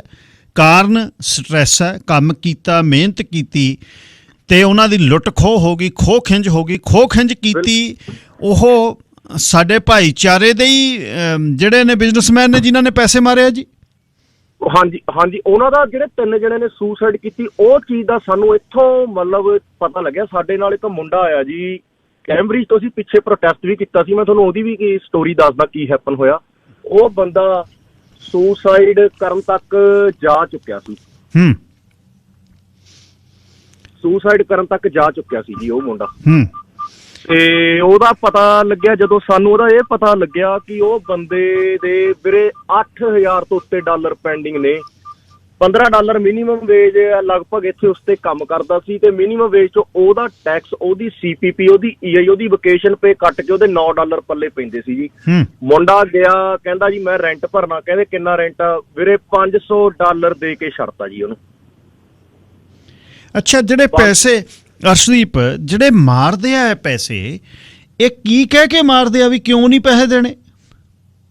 ਵੀਰੇ ਕਿਸੇ ਤੋਂ ਕੋਈ ਮਾੜੀ ਮੋਟੀ ਛੋਟੀ ਜਿਹੀ ਵੀ ਗਲਤੀ ਹੋ ਗਈ ਹਨਾ, ਵੀ ਇਹਨਾਂ ਨੇ ਪੈਸੇ ਮਾਰ ਲੈਣੇ ਆ। ਮੰਨ ਲਓ ਟਰੱਕ ਡਰਾਈਵਰ ਆ, ਕਿਸੇ ਤੋਂ ਕੋਈ ਮੰਨ ਲਓ ਟ੍ਰੇਲਰ ਲੱਗ ਗਿਆ ਜੀ ਹਨਾ, ਤੇ ਇਹਨਾਂ ਨੇ ਪੈਸੇ ਉਹਦੇ ਰੱਖਣੇ ਆ ਜੀ, ਉਹਨਾਂ ਨੇ ਪੈਸੇ ਇਹ ਤੇ ਪਰ ਇਹਨਾਂ ਨੂੰ ਇਹ ਚੀਜ਼ ਨਹੀਂ ਪਤਾ ਹੈਗੀ ਵੀ ਇੱਥੋਂ ਦਾ ਜਿਹੜਾ ਲਾਅ ਹੈ ਨਾ ਸਾਨੂੰ ਪਤਾ ਸੀ ਜੀ, ਸਾਨੂੰ ਹੁਣ ਆ ਕੇ ਪਤਾ ਲੱਗਿਆ ਅੰਟਾਰੀਓ ਦਾ ਵੀ ਫੈਡਰਲ ਦਾ ਲਾਅ ਇਹ ਕਹਿੰਦਾ ਜੇ ਕਿਸੇ ਕਾਮੇ ਤੋਂ ਕੋਈ ਗਲਤੀ ਹੋ ਜਾਂਦੀ ਆ ਤਾਂ ਕੰਮ ਤੁਸੀਂ ਫਾਇਰ ਕਰ ਸਕਦੇ ਹੋ ਨਾ ਜੀ, ਕਿਸੇ ਤੋਂ ਗਲਤੀ ਹੋ ਗਈ ਆਪਾਂ ਕੋਈ ਵੀ ਕੰਮ ਕਰਦੇ ਹਾਂ ਗਲਤੀ ਕਰ ਸਕਦਾ ਬੰਦਾ ਤੇ ਪਰ ਇਹਨਾਂ ਨੇ ਕੀ ਕਰਨਾ ਤੁਹਾਡੀ ਪੇ ਰੱਖ ਲੈਣੀ, ਕਿਸੇ ਨੇ ਕੰਮ ਛੱਡਣਾ ਯਾਰ ਮੇਰੇ ਕੋਲ ਕੋਈ ਵਰਕਰ ਨਹੀਂ ਹੈਗੇ ਤੂੰ ਕੰਮ ਕਿਉਂ ਛੱਡ ਰਿਹਾ ਮੈਂ ਤੇਰੇ ਪੈਸੇ ਨਹੀਂ ਦੇਣੇ, ਇਹ ਜੇ ਅੱਜ ਦੇ ਦਾਂਗੇ ਕੱਲ ਦੇ ਦਾਂਗੇ ਬਹਾਨੇ ਲਾਉਣਗੇ। ਕਦੇ ਵੀਰੇ ਮੈਜੋਰਟੀ ਆਫ ਬੰਦਿਆਂ ਦੇ ਟਾਈਮ ਤੇ ਪੇ ਚੈੱਕ ਨਹੀਂ ਹੁੰਦੇ, ਕੁਝ ਕੰਪਨੀਆਂ ਨੇ 15-20% ਹੋਣਗੀਆਂ ਜਿਹੜੀਆਂ ਟਾਈਮ ਤੇ ਪੇ ਚੈੱਕ ਦੇ ਦਿੰਦੀਆਂ, ਟਾਈਮ ਤੇ ਬੰਦੇ ਦੀ ਪੇ ਆ ਜਾਂਦੀ ਆ, ਕੋਈਆਂ ਪੈਸੇ ਦੀ ਠੱਗੀ ਛੋੜੀ ਨਹੀਂ ਹੁੰਦੀ ਹੈਗੀ।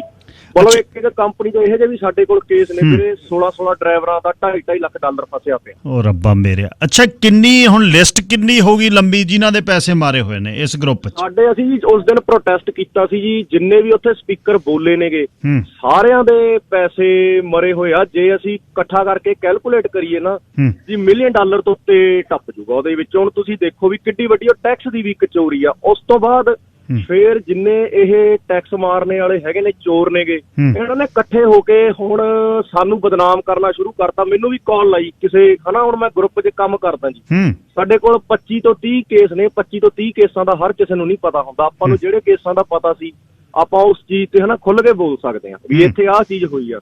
ਤੇ ਉਹਨਾਂ ਨੇ ਮੈਨੂੰ ਕਾਲ ਲਾ ਲਈ ਤੇ ਮੈਨੂੰ ਉਹ ਕੇਸ ਦਾ ਪਤਾ ਨਹੀਂ ਸੀਗਾ ਤੇ ਉਹ ਜੇ ਮੈਂ ਕਿਸੇ ਤੁਹਾਨੂੰ ਔਨ ਦਾ ਰਿਕਾਰਡ ਦੱਸ ਨਹੀਂ ਸਕਦਾ। ਸਾਡੇ ਜਿਹੜੇ ਟੀਮ ਮੈਂਬਰ ਨੇ ਉਹਨਾਂ ਦੇ ਕੁਝ ਲੀਗਲ ਮਜਬੂਰੀਆਂ ਨੇ, ਮੈਂ ਤੁਹਾਨੂੰ ਆਫ ਦਾ ਰਿਕਾਰਡ ਸਾਰੀ ਗੱਲ ਦੱਸ ਦੂੰਗਾ। ਤੁਸੀਂ ਮਤਲਬ ਆਪਾਂ ਨੇ ਆਪ ਨੂੰ ਆਪਾਂ ਪੰਜਾਬੀ ਕਹਿਣ ਤੇ ਸ਼ਰਮ ਆਉਣ ਲੱਗ ਜੂਗੀ ਜੇ ਉਹ ਜੇ ਤੁਹਾਨੂੰ ਗੱਲ ਦੱਸ ਵੀ ਕਿਸ ਲੈਵਲ ਤੱਕ ਗਿਰ ਚੁੱਕੇ ਆ ਜੀ ਇੱਥੇ ਲੋਕ ਆਪਣੇ।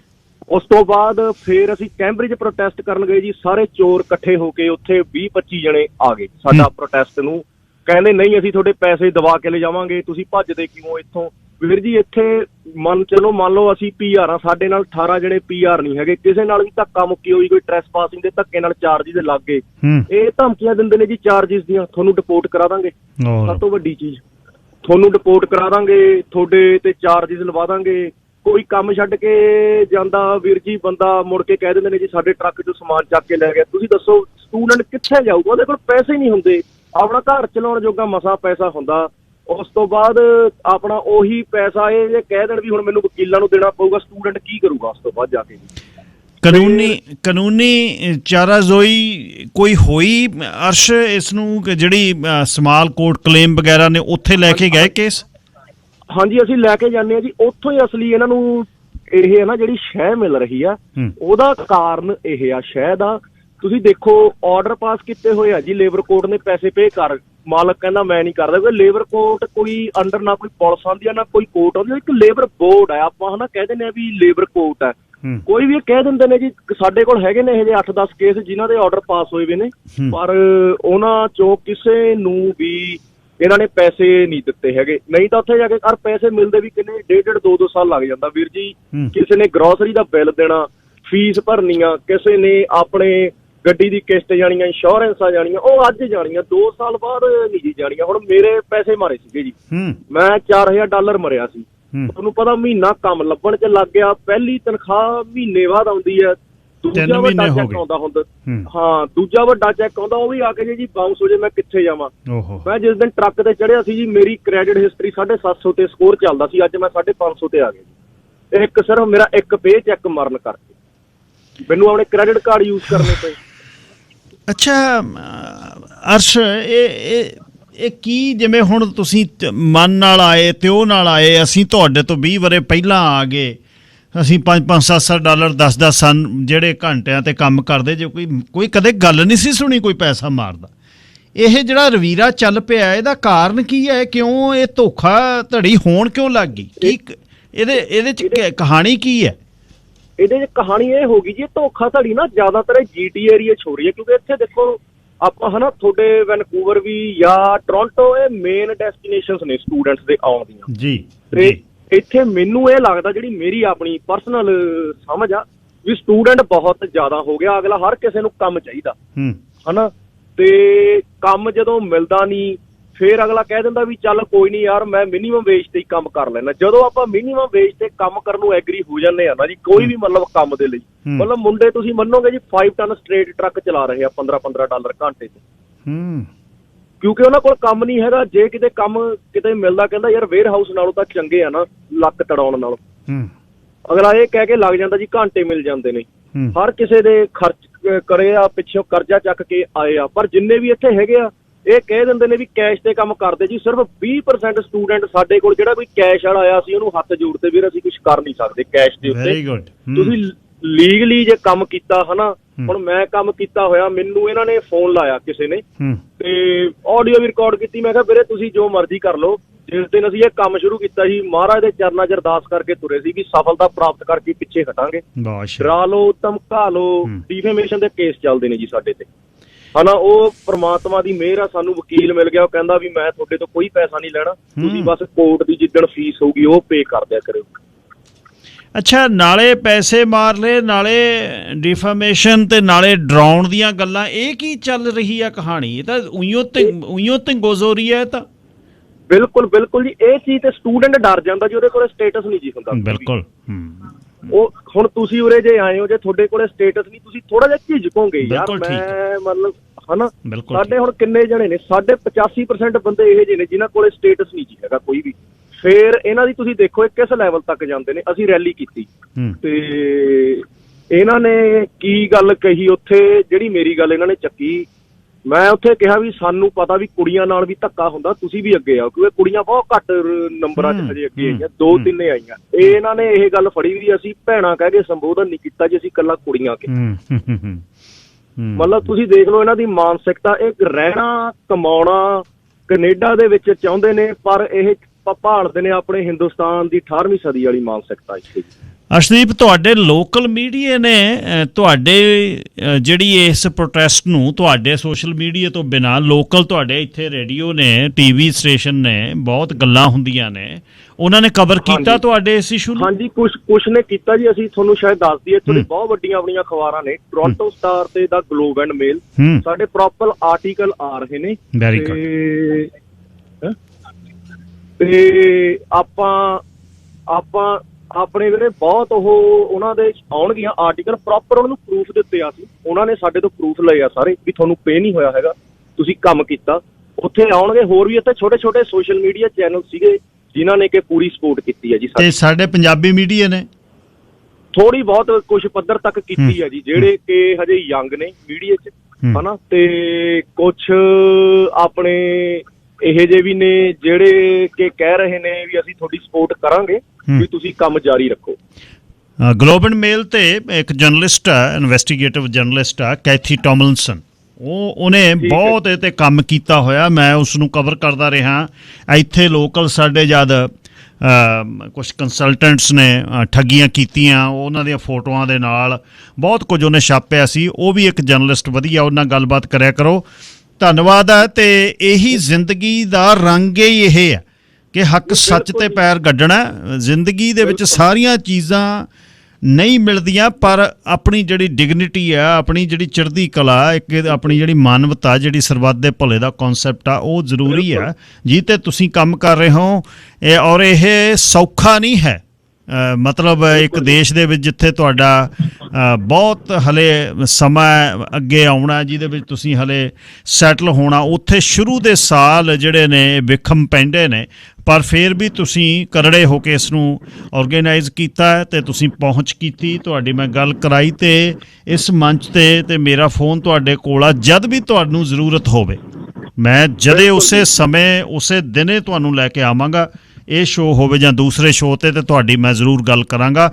ਤੁਸੀਂ ਚੜ੍ਹਦੀ ਕਲਾ ਦੇ ਵਿੱਚ ਰਹਿਣਾ ਹੈ ਤੇ ਹੱਕ ਸੱਚ ਦੀ ਆਪਣੀ ਜਿੱਤ ਹੋਏਗੀ। ਬਿਲਕੁਲ ਬਿਲਕੁਲ ਬਿਲਕੁਲ ਜੀ। ਤੇ ਬਾਕੀ ਕੋਈ ਵੀ ਤੁਹਾਨੂੰ ਕੇਸਿਸ ਨੇ, ਮੈਂ ਤੁਹਾਨੂੰ ਆਫ ਦਾ ਰਿਕਾਰਡ ਸਾਰੇ ਦੱਸ ਦੂੰਗਾ ਜੀ, ਜਿੰਨਾ ਕੁਝ ਵੀ ਤੁਹਾਨੂੰ ਮੇਰੇ ਤੋਂ ਚਾਹੀਦਾ ਹੋਇਆ। ਬਿਲਕੁਲ ਜੀ। ਧੰਨਵਾਦ ਅਰਸ਼ਦੀਪ ਤੇ ਸ਼ੁਭ ਸ਼ਾਮ। Thank you. Thank you. ਸਤਿ ਸ਼੍ਰੀ ਅਕਾਲ ਜੀ। ਸਤਿ ਸ਼੍ਰੀ ਅਕਾਲ ਜੀ।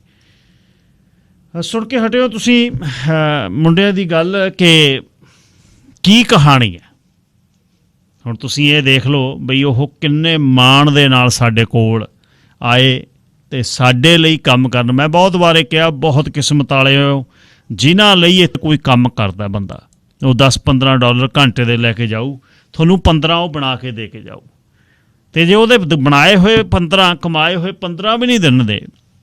ਤੁਸੀਂ ਮੁੰਡੇ ਦੀ ਗੱਲ ਸੁਣੀ ਵੀ ਮੇਰਾ ਇੱਕ ਚੈੱਕ ਮਾਰਿਆ, ਉਹਦੇ ਤੋਂ ਬਾਅਦ ਮੈਂ ਦੂਜੀ ਜਗ੍ਹਾ ਗਿਆ, ਉੱਥੇ ਮਹੀਨਾ ਕੰਮ ਕੀਤਾ, 3 ਮਹੀਨੇ ਦਾ ਗੈਪ ਪੈ ਗਿਆ, ਕਮਾਈ ਹੈ ਨਹੀਂ। ਅਤੇ ਉਹਦਾ ਸਕੋਰ ਜਿਹੜਾ 750 ਤੋਂ ਬਹੁਤ ਵਧੀਆ ਸਕੋਰ ਹੁੰਦਾ। ਬੇਕਨ ਪੁਆਇੰਟ ਜਿਹੜੇ ਨੇ ਉਹ ਕਹਿੰਦਾ 550 ਤੇ ਰਹਿ ਗਿਆ। ਜਦ ਲੇਟ ਹੋ ਗਏ ਤੁਹਾਡੇ ਵੀਜ਼ੇ ਅਤੇ ਤੁਸੀਂ ਉਸੇ ਸਮੇਂ ਤੁਹਾਡਾ ਕ੍ਰੈਡਿਟ ਸਕੋਰ ਜਿਹੜਾ ਉਹ ਅਫੈਕਟ ਹੋ ਜਾਂਦਾ। ਹੁਣ ਇਹ ਤੁਸੀਂ ਸੁਣ ਕੇ ਹਟਿਓ। ਅੱਜ ਸਵੇਰੇ ਗੱਲ ਮੁੰਡਿਆਂ ਨੇ ਇਹਨਾਂ ਨੇ ਕੀਤੀ, ਕਹਿੰਦੇ ਜੀ ਸਾਡੀ, ਮੈਂ ਕਿਹਾ ਇਹ ਕੋਈ ਇਸ਼ੂ ਨਹੀਂ ਹੈ। ਮੇਰੇ ਜਿਹੜੇ ਤੈਅ ਕੀਤੇ ਹੋਏ ਸ਼ੋਅ ਨੇ ਮੈਂ ਉਹਨਾਂ ਨੂੰ ਫੇਰ ਕਰ ਲੂੰ ਕਿਸੇ ਦਿਨ। ਆਹ ਜਿਹੜੀ ਮੈਂ ਕੀ ਗੱਲਾਂ ਕਰਨੀਆਂ ਦੁਨੀਆ ਦੀਆਂ, ਇੰਟਰਨੈਸ਼ਨਲ ਅਫੇਅਰਸ ਦੀਆਂ, ਜਾਂ ਸਾਡੇ ਆਪਣੇ ਵਿਹੜੇ ਦੇ ਵਿੱਚ ਮੁਸ਼ਕਲ ਹੈ। ਪਰ ਤੁਸੀਂ ਹੁਣ ਸੁਣ ਕੇ ਹਟਿਓ। ਵਪਾਰਕ ਸੰਦੇਸ਼ ਤੋਂ ਬਾਅਦ ਇਸ ਵਿਸ਼ੇ 'ਤੇ ਕੋਈ ਗੱਲਬਾਤ ਤੁਸੀਂ ਕਰਨੀ ਹੋਵੇ ਆਪਾਂ ਕਰਾਂਗੇ ਵੀ ਇਹ ਕਿਉਂ ਹੁੰਦਾ, ਕਿਉਂ ਪੈਸੇ ਮਾਰੇ ਜਾਂਦੇ ਨੇ ਯਾਰ ਵਰਕਰ ਦੇ। ਆਹ ਦੇਸ਼ 'ਚ ਉਹ ਸਮਾਲ ਕੋਰਟ ਕਲੇਮ ਵਗੈਰਾ ਹੈਗੇ ਨੇ, ਪਰ ਉਹ ਸਾਲ ਉੱਥੇ ਧੱਕੇ ਖਾਣੇ ਪੈਂਦੇ ਆ। ਸੌਖਾ ਨਹੀਂ ਹੈ ਉੱਥੇ ਕੰਮ ਛੱਡ ਕੇ ਜਾਣਾ, ਬਹੁਤ ਔਖਾ ਹੈ। ਕੁਲਵੀਰ ਲੇਲ ਜੀ ਚਿਰਾਂ ਦੇ ਕਰ ਰਹੇ ਨੇ ਹੋਲਡ। ਮੈਂ ਅੱਗੇ ਫਿਰ ਇਹਨਾਂ ਦੀ ਗੱਲ ਕਰਕੇ ਫਿਰ ਵਪਾਰਕ ਸੰਦੇਸ਼ ਲੈਣਾ। ਕੁਲਵੀਰ ਸਵਾਗਤ ਜੀ, ਸਤਿ ਸ਼੍ਰੀ ਅਕਾਲ। ਹਾਂਜੀ ਭਾਜੀ, ਸਤਿ ਸ਼੍ਰੀ ਅਕਾਲ। ਸਤਿ ਸ਼੍ਰੀ ਅਕਾਲ ਵੀਰ ਜੀ। ਇਹਨੇ ਜਿਹੜਾ ਇਹ ਇਸ਼ੂ ਆ ਨਾ, ਇਹ ਸਾਰੇ ਪਾਸੇ ਗਲਤੀਆਂ ਆ। ਆਪਾਂ ਇੱਕ ਪਾਸੇ ਗਲਤੀ ਨਹੀਂ ਕਹਿ ਸਕਦੇ। ਠੀਕ। ਆਪਾਂ ਹਰੇਕ ਚੀਜ਼ ਨੂੰ ਇੱਕ ਪਾਸਵਰਡ ਲੈ ਕੇ ਤੋਰਦੇ। ਜਦੋਂ ਨਾ ਆਪਾਂ ਸਾਰਿਆਂ ਦਾ ਪੱਖ ਲਵਾਂਗੇ, ਉਹ ਦੇਖ ਕੇ ਚਲਾਉਣਾ ਪੈਣਾ। ਜਿਹੜੇ ਸਾਡੇ ਬੱਚੇ ਆਏ ਉਹ ਵੀ ਗਲਤੀਆਂ ਬਹੁਤ ਕਰਦੇ ਆ ਨਾ। ਦੂਜਾ ਪਾਸਾ ਤੁਸੀਂ ਦੱਸ ਦਿਓ। ਇੱਕ ਪਾਸਾ ਤਾਂ ਦੱਸ ਗਏ, ਹੁਣ ਦੂਜਾ ਪਾਸਾ ਤੁਸੀਂ ਦੱਸੋ। ਜਿਵੇਂ ਹੁਣ ਬੱਚੇ ਆ, ਜਿੱਦਾਂ ਇਹ ਕਹਿੰਦੇ ਆ ਵੀ ਉਹ ਹੁਣ 20 ਘੰਟੇ ਕੰਮ ਕਰ ਸਕਦੇ ਆ ਨਾ। ਹੁਣ ਜਿਹੜਾ ਬੰਦਾ 40 ਘੰਟੇ ਦਿੰਦਾ ਉਹਨੂੰ ਕੈਸ਼ ਦੇ ਰਿਹਾ, ਉਹ ਵੀ ਉਹਨੂੰ ਫੇਰ ਆਪਾਂ ਚੋਰ ਕਹਿੰਦੇ ਭਾਈ ਜੀ ਲੇਲ ਸਾਹਿਬ, ਉਹ ਬਿਲਕੁਲ ਕੱਲ ਤੁਸੀਂ ਜਾਂ ਤਾਂ ਸੁਣ ਲਿਆ ਕਰੋ ਪੂਰੀ। ਮੁੰਡੇ ਨੇ ਗੱਲ ਕੀ ਕੀਤੀ ਆ, ਲੀਗਲ ਉਹ ਕੰਮ ਕਰਦੇ ਸੀ। ਕੈਸ਼ ਵਾਲਾ ਤਾਂ ਕੈਸ਼ ਹੀ ਨਹੀਂ ਕਰ ਰਹੇ ਕਿਸੇ ਦਾ, ਕੈਸ਼ ਵਾਲੀ ਤਾਂ ਉਹਨਾਂ ਨੇ ਗੱਲ ਹੀ ਨਹੀਂ ਕੀਤੀ। ਇਹ ਉਹ ਕੇਸ ਲੜ ਰਹੇ ਨੇ ਜਿਨ੍ਹਾਂ ਉਹਨਾਂ ਕੋਲ ਪ੍ਰੂਫ ਆ ਪ੍ਰੋਪਰ, ਜਿਨ੍ਹਾਂ ਦੇ ਪੈਸੇ ਮਾਰੇ ਆ। ਕੈਸ਼ ਵਾਲੀ ਨਹੀਂ ਉਹਨੇ ਗੱਲ ਕੀਤੀ, ਕਹਿੰਦਾ ਕੈਸ਼ ਵਾਲਾ ਤਾਂ ਅਸੀਂ ਕੇਸ ਹੀ ਨਹੀਂ ਲੈਂਦੇ। ਨਹੀਂ ਸਾਰੇ ਪਾਸੇ ਨਹੀਂ, ਮੈਂ ਇਹ ਨਹੀਂ ਗੱਲ ਕਰਦਾ ਵੀ ਮੈਂ ਸਹੀ ਹਾਂ ਜਾਂ ਤੁਸੀਂ ਸਹੀ ਹੋ। ਨਹੀਂ, ਮੈਂ ਜਾਣੀ ਉਹ ਮੈਂ ਤੁਹਾਨੂੰ ਇਹੀ ਦੱਸਣਾ ਚਾਹੁੰਦਾ ਵੀ ਕੈਸ਼ ਵਾਲੀ ਤਾਂ ਉਹ ਕਹਿੰਦਾ ਅਸੀਂ ਗੱਲੇ ਨਹੀਂ ਕਰ ਰਹੇ। ਹਾਂ ਬਿਲਕੁਲ, ਜਿਹੜੀਆਂ ਗਲਤੀਆਂ ਨੇ ਉਹ ਗਲਤੀਆਂ ਕਰਦੇ ਨੇ। ਕੰਮ ਤੇ ਕੋਈ ਚੀਜ਼ ਟੁੱਟ ਗਈ, ਕੰਮ ਤੇ ਕੋਈ ਟ੍ਰੇਲਰ ਖਹਿ ਗਿਆ, ਕੰਮ ਤੇ ਕੋਈ ਗੱਲ ਗਲਤ ਹੋ ਗਈ, ਪਰ ਹੁਣ ਉਹ ਕੰਮ ਕਰ ਰਿਹਾ। ਉਹ ਗਲਤੀ ਤਾਂ ਹੋਊਗੀ, ਤੁਹਾਡੇ ਤੋਂ ਵੀ ਹੋਊ, ਮੇਰੇ ਤੋਂ ਵੀ ਹੋਊਗੀ, ਸਭ ਤੋਂ ਹੋਊਗੀ। ਮੈਂ ਵੀ ਦੇਖੋ, ਮੈਂ ਵੀ ਚਲਾਇਆ ਟਰੱਕ।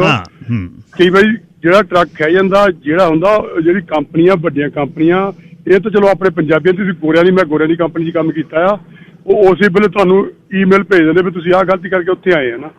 ਤੁਹਾਡੇ ਉਸੇ ਟਾਈਮ ਉਹ ਪੈਸੇ ਕੱਟਦੇ ਆ। ਇਹਨੀ ਪੈਸੇ ਤਾਂ ਉਹਨੇ ਕੱਟਣੇ ਆ, ਹਰ ਇੱਕ ਬੰਦੇ ਨੇ ਕੱਟਣੇ। ਜਦ ਮੈਂ ਗਲਤੀ ਕੀਤੀ ਆ, ਮੇਰੀ ਆ ਨਾ ਰਿਸਪੌਂਸਿਬਿਲਿਟੀ। ਡਰਾਈਵਿੰਗ ਮੈਂ ਕਰਦਾ ਨਾ।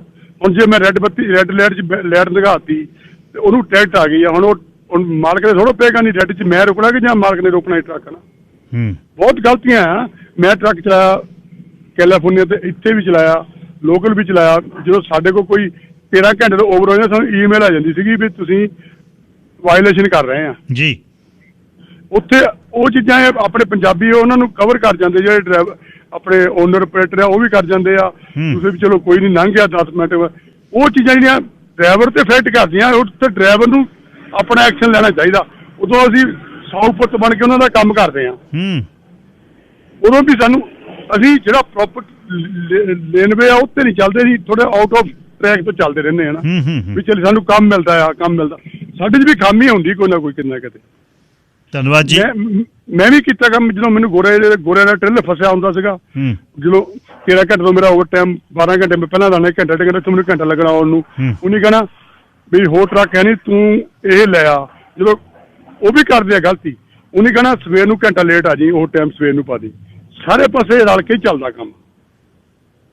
ਧੰਨਵਾਦ ਜੀ ਲੇਲ ਸਾਹਿਬ, ਥੈਂਕ ਯੂ। ਸਾਰਿਆਂ ਨੂੰ ਮੈਂ ਬੇਨਤੀ ਕਰਾਂ, ਗੱਲਬਾਤ ਕਰਿਓ, ਪਰ ਵਿਸ਼ਾ ਮੇਰਾ ਹੈ, ਇਸ ਨੂੰ ਸਮਝ ਲਿਓ। ਪੈਸੇ ਕੱਟਣੇ ਗਲਤੀ ਕਰਕੇ ਤੇ ਪੈਸੇ ਮਾਰਨੇ, ਦੋ ਚੀਜ਼ਾਂ ਨੇ। ਇਹ ਰਲ ਗੱਡ ਨਹੀਂ ਕਰਨਾ ਆਪਾਂ। ਫਿਰ ਇਹ ਜਵਾਕ ਆਪਣੇ ਜਿਹੜਾ ਆਪਣਿਆਂ ਦੇ ਕੋਲ ਹੀ ਕੰਮ ਕਰਦੇ ਆ, ਤੇ ਇਹਨਾਂ ਦੀ ਲਾਈਨ ਦੇ ਵਿੱਚ ਹੀ ਜੇ ਸਾਡਾ ਆਪਣਾ ਜਵਾਕ ਵੀ ਉੱਥੇ ਕੰਮ ਕਰਦਾ ਹੋਵੇ, ਮਤਲਬ ਇਹ ਵੀ 20 ਵਰਿਆਂ ਦੇ ਨੇ ਪੰਜਾਬ ਤੋਂ ਆਏ ਹੋਏ, ਸਾਡਾ 20 ਵਰਿਆਂ ਦਾ ਜਵਾਕ ਵੀ ਆਪਾਂ ਛੁੱਟੀਆਂ 'ਚ ਇਹਨਾਂ ਦੇ ਨਾਲ ਹੀ ਲਾਤਾ। ਆਪਣੇ ਜਵਾਕ ਤੋਂ ਟੁੱਟ ਭੱਜ ਹੋਈ ਹੋਵੇ ਤੇ ਅਸੀਂ ਕਿੰਨੇ ਕੁ ਪੈਸੇ ਕੱਟਣੇ ਆ? ਅਸੀਂ ਭੱਜ ਕੇ ਫੋਰਕਲਿਫਟ ਕੋਲ ਜਾਣਾ, ਦੇਖੀ ਪੁੱਤ ਸੱਟ ਤਾਂ ਨਹੀਂ ਲੱਗੀ, ਇਹ ਹੁਣ ਦੂਜੀ ਕੁੱਖ ਤੋਂ ਨੇ, ਪਰ ਸਾਂਝ ਸਾਡੀ ਇੱਕ ਆ ਵੀ ਇੱਕ ਹੀ ਸਾਡਾ ਦੇਸ਼ ਹੈ, ਇੱਕ ਹੀ ਇਹ ਸੂਬੇ 'ਚੋਂ ਆਏ ਨੇ ਅਤੇ ਸਾਡੇ ਹੀ ਨੇ, ਇੱਕ ਇਹ ਵੀ ਹੈ। ਅਤੇ ਸਾਨੂੰ ਇਹ ਪਤਾ ਵੀ ਇਹ ਕਿਹੜਿਆਂ ਹਾਲਾਤਾਂ 'ਚੋਂ ਗੁਜ਼ਰ ਰਹੇ ਨੇ। 20-20 25-25 ਲੱਖ ਡਾਲਰ ਦੇ ਕੇ ਕਰਜ਼ਈ ਹੋਏ ਨੇ ਮਾਪੇ ਪਿੱਛੇ। ਆ ਮੈਂ ਦੱਸ ਕੇ ਹਟਿਆ ਨਾ ਸ਼ਰਮਾ ਪਰਿਵਾਰ ਦੀ ਫਿਰੋਜ਼ਪੁਰ ਗੱਲ, ਕਰਿਆਨੇ ਦਾ ਕੰਮ ਫਾਦਰ ਕਰਦਾ ਹੈ, ਪੁੱਤ ਮਾਰਿਆ ਗਿਆ, ਪੁੱਤ ਹੀ ਸਰਮਾਇਆ ਸੀ, ਸਾਰਾ ਕੁਝ ਹੂੰਝ ਕੇ ਉਹਨੂੰ ਦਿੱਤਾ ਹੋਇਆ ਸੀ। ਕੀ ਕਰਾਂਗੇ, ਕੀ ਬਣੂਗੀ ਗੱਲ? ਪਹਿਲਾਂ ਵੀ ਮੈਂ ਇਹੀ ਗੱਲ ਕਰਦਾ ਸੀ। ਤੁਹਾਡੀਆਂ ਕਾਲਸ ਪ੍ਰਭ ਲਾਈਨ ਨੰਬਰ 1, ਤੁਸੀਂ ਏਅਰ ਤੇ ਹੋ। ਹਾਂਜੀ ਗਿੱਲ ਸਾਹਿਬ ਸਤਿ ਸ਼੍ਰੀ ਅਕਾਲ ਜੀ। ਸਤਿ ਸ਼੍ਰੀ ਅਕਾਲ ਵੀਰ ਜੀ। ਅਤੇ ਗੱਲ ਇੱਦਾਂ ਵੀ ਗੱਲ ਤੁਸੀਂ ਪੈਸਿਆਂ ਦੀ ਕਰ ਰਹੇ ਆ, ਮੇਰਾ ਥੋੜਾ ਜਿਹਾ ਹੈਗਾ ਇਹਦੇ ਨਾਲ ਰਿਲੇਟਡ ਹੀ ਆ। ਆਮ ਬਿਜ਼ਨਸਮੈਨ ਜੀ। ਤੇ ਆਪਾਂ ਕਈ ਵਾਰੀ ਨਾ ਇੱਕ ਸਾਈਡ ਨੂੰ ਲੈ ਕੇ, ਜਿੱਦਾਂ ਪਹਿਲੋਂ ਮੇਰੇ ਤੋਂ ਕਾਲਰ ਨੇ ਗੱਲ ਕੀਤੀ ਆ ਵੀ ਹਾਂ ਦੋਨੇ ਬੰਨੇ ਹੁੰਦਾ ਵਾ। ਦੇਖੋ ਮੇਰਾ ਪਰਸਨਲ ਐਕਸਪੀਰੀਅੰਸ ਹੈ, ਮੇਰੇ ਨਾਲ 2 ਵਾਰੀ ਹੋ ਗਿਆ। ਦੱਸੋ। ਦੇਖੋ ਗੁੱਡੀ ਸੀਗੀ ਆਈ ਮੇਰੇ ਕੋ, ਉਹਦਾ ਵਰਕ ਪਰਮਿਟ 2 ਮਹੀਨੇ ਰਹਿੰਦਾ ਸੀ, ਰੋਂਦੀ ਆ ਕੇ ਬੱਚਿਆਂ ਵਾਂਗੂ ਰੱਖਿਆ। ਈਵਨ ਜਿਹੜੀ ਇਮੀਗ੍ਰੇਸ਼ਨ ਦੀ ਫੀਸ ਹੁੰਦੀ ਆ $1000 ਕੰਸਲਟੈਂਟ ਨੇ ਦੇਣੀ ਹੁੰਦੀ ਆ ਉਹਨਾਂ ਨੂੰ, ਉਹ ਵੀ ਆਪਣੇ ਵੀਜ਼ੇ ਤੇ ਪੇ ਕੀਤੀ, ਇੱਕ ਨਵਾਂ ਸੈਂਟ ਨਹੀਂ ਲਿਆ। ਜਿੰਨਾ ਚਿਰ ਉਹਦੀ ਫਾਈਲ ਨਹੀਂ ਲੱਗੀ, ਉਹ PR ਨਹੀਂ ਹੋਈ, ਸੁਪਰ ਨਾਈਸ ਫੈਮਿਲੀ ਵਾਂਗੂ ਰਹੇ। ਕੰਮ ਵੀ ਕੁੜੀ ਚਲੋ ਆਈ ਵੀ ਆਊਟ, ਮਤਲਬ ਹੋਰ ਇੰਡਸਟਰੀ ਤੋਂ ਆਈ ਸੀ, ਟ੍ਰੇਨ ਵੀ ਕੀਤਾ। ਕਮਿਟਮੈਂਟ ਸਿਰਫ ਇਹ ਲਈ ਵੀ 2 ਤੋਂ 3 ਸਾਲ ਤੈਨੂੰ ਟ੍ਰੇਨਿੰਗ ਦੇਣੀ ਹੈ, ਤੇਰੀ PR ਆ, ਮੈਂ ਕੁਛ ਨਹੀਂ ਲੈਣਾ ਵੀ 3 ਸਾਲ ਤੋਂ ਲਵਾ ਜੀ, ਕੰਮ ਕਰ ਜੀ। ਚਲੋ ਜੀ, ਜਿੱਦਣ ਕੁੜੀ PR ਹੋਈ ਇੰਡੀਆ ਚਲੇਗੀ, ਭਾਜੀ ਮੈਂ ਮਦਰ ਨੂੰ ਮਿਲਣ ਨੂੰ ਜੀ ਕਰਦਾ, ਮੈਂ ਜਾਣਾ, ਦੈਟਸ ਫਾਈਨ, ਚਲੋ ਬੱਚੇ ਆ ਹਨਾ, ਚਲੇਗੀ। ਹੁਣ ਬਾਅਦ ਚ ਪਤਾ ਲੱਗਦਾ ਉਹਦਾ ਫਿਆਂਸੇ ਉਧਰ ਟੋਰਾਂਟੋ ਏਰੀਏ 'ਚ ਸੀਗਾ। ਉਹਨਾਂ ਚਿਰ ਮੇਰੇ ਨਾਲ ਇੰਡੀਆ ਤੋਂ ਗੱਲ ਕਰਦੀ ਰਹੀ ਜਿੰਨਾ ਚਿਰ ਜੌਬ ਲੈਟਰ ਦੀ ਲੋੜ ਸੀ, ਕਹਿ ਕੇ ਭਾਜੀ ਮੈਂ ਉਹਦੇ ਲਈ ਕੋ ਸਾਈਨ ਕਰਨਾ, ਮੇਰਾ ਕੋ ਉੱਥੇ ਨੋਨ ਆ ਦਿਸ ਐਂਡ ਦੈਟ। ਜੀ। ਮੈਂ ਜੌਬ ਲੈਟਰ ਵੀ ਦਿੱਤੀ, ਈਵਨ ਜਦੋਂ ਉਹ ਕੰਮ ਵੀ ਨਹੀਂ ਕਰ ਰਹੀ, ਸਾਰਾ ਕੁਛ ਕੀਤਾ। ਆਈ ਕੁੜੀ ਟੋਰਾਂਟੋ ਉਤਰ ਗਈ, ਮੈਨੂੰ ਦੱਸਿਆ ਤੱਕ ਨਹੀਂ। ਮੈਂ 3 ਮਹੀਨੇ ਉਹਦੀ ਪੋਜੀਸ਼ਨ ਹੋਲਡ ਕਰਕੇ ਆਪ ਮੈਨੇਜ ਕੀਤਾ ਫਰੰਟ ਡੈਸਕ। ਅੱਛਾ ਜੀ। ਮੈਂ ਕਿਸੇ ਹੋਰ ਨੂੰ ਰੱਖਿਆ ਨਹੀਂ ਵੀ ਕੋਈ ਨਹੀਂ, ਕੁੜੀ ਨੇ ਵਾਪਸ ਆ ਜਾਣਾ ਜੀ। ਨਾਟ ਵਨਸ ਟਵਾਈਸ, ਦੋਨੋਂ ਵਾਰੀ ਬੱਚਿਆਂ ਵਾਂਗੂ ਰੱਖ ਕੇ, ਚਲੋ ਹੈ ਵੀ ਬੱਚੇ ਹੀ ਸੀਗੇ ਛੋਟੇ ਹੈ ਨਾ, ਬੱਚਿਆਂ ਵਾਂਗੂ ਰੱਖ ਕੇ। ਤੇ ਜਦੋਂ ਤੁਹਾਡੇ 2 ਐਕਸਪੀਰੀਅੰਸ ਇਦਾਂ ਦੇ ਹੋ ਜਾਂਦੇ ਆ, ਦੈਨ ਫਿਰ ਤੁਹਾਡੀ ਮਾਨਸਿਕਤਾ ਆਪਣੀ ਕੀ ਬਣ ਜਾਂਦੀ ਹੈ। ਜਦੋਂ ਤੁਸੀਂ ਕਿਸੇ ਨੂੰ ਦੇਖਣਾ, ਤੁਹਾਡਾ ਮਾਈਂਡ ਸੈਟ ਕੀ ਆ ਵੀ everybody is like that, right? So I mean like ਉੱਥੇ ਕਿਤੇ ਨਾ ਕਿਤੇ ਹੋਵੇ ਨਾ, ਜਾਂ ਤੇ ਹੋਵੇ ਵੀ ਆ ਕੇ ਆ ਜਾਂ ਏਦਾਂ ਹੋਇਆ ਜਾਂ ਐਨੀ ਆਫ ਦੈਟ। ਬਟ ਜਦੋਂ ਇੰਨਾ ਪਲੇਨ ਲੈਵਲ ਫੀਲਡ ਹੋਵੇ ਵੀ ਵਟ ਕੋਈ ਗੱਲ ਹੀ ਨਹੀਂ, ਤੂੰ ਜਾਣਾ ਇੰਡੀਆ, ਤੇਰਾ ਫਿਆਂਸੇ ਟੋਰਾਂਟੋ ਆ, ਤੂੰ ਰਹਿਣਾ ਵਾ, ਮੈਂ ਤੈਨੂੰ ਕੋ ਬੰਨ ਕੇ ਥੋੜੀ ਰੱਖਣਾ, at least let me know so I arrange my own staff. ਬਿਲਕੁਲ ਠੀਕ। ਇੰਨਾ ਹੀ ਕਹਿਣਾ ਸੀਗਾ ਮੈਂ। Thank you. ਧੰਨਵਾਦ ਵੀਰ ਜੀ, ਥੈਂਕ ਯੂ। ਇਹ ਉਹਨਾਂ ਨੇ ਆਪਣੀ ਸਾਈਡ ਵੀ ਦੱਸੀ ਹੈ। ਨਹੀਂ, ਆਪਾਂ ਸ਼ੋਅ ਵੀ ਇਹਦੇ 'ਤੇ ਕੀਤਾ ਬਈ ਬਹੁਤ। ਦੂਜੇ ਪਾਸੇ ਮੈਂ ਗੱਲ ਕੀਤੀ ਸੀ ਵੀ ਘੱਟੋ ਘੱਟ 20-50 ਐਂਪਲੋਇਰ ਜਿਨ੍ਹਾਂ ਨੇ ਮੈਨੂੰ ਪਹੁੰਚ ਕੀਤੀ ਵੀ ਦੇਖੋ ਅਸੀਂ ਕਿਸੇ ਤੋਂ ਪੈਸੇ ਨਹੀਂ ਲਏ, ਪਰ ਉਸ ਤੋਂ ਬਾਅਦ ਵੀ ਸਾਡੇ ਨਾਲ ਬੈਡ ਐਕਸਪੀਰੀਅੰਸ ਹੋਇਆ, ਜਿਵੇਂ ਪ੍ਰਭ ਹੋਣੀ ਦੱਸ ਕੇ ਗਏ ਨੇ। ਇਹ ਵੀ ਗੱਲ ਹੈ ਨਾਲ, ਮੈਂ ਇਹ ਨਹੀਂ ਕਰਦਾ, ਪਰ ਇਹ ਬਿਲਕੁਲ ਠੀਕ ਹੈ ਕਿ ਇਸ ਤਰ੍ਹਾਂ ਹੋਇਆ।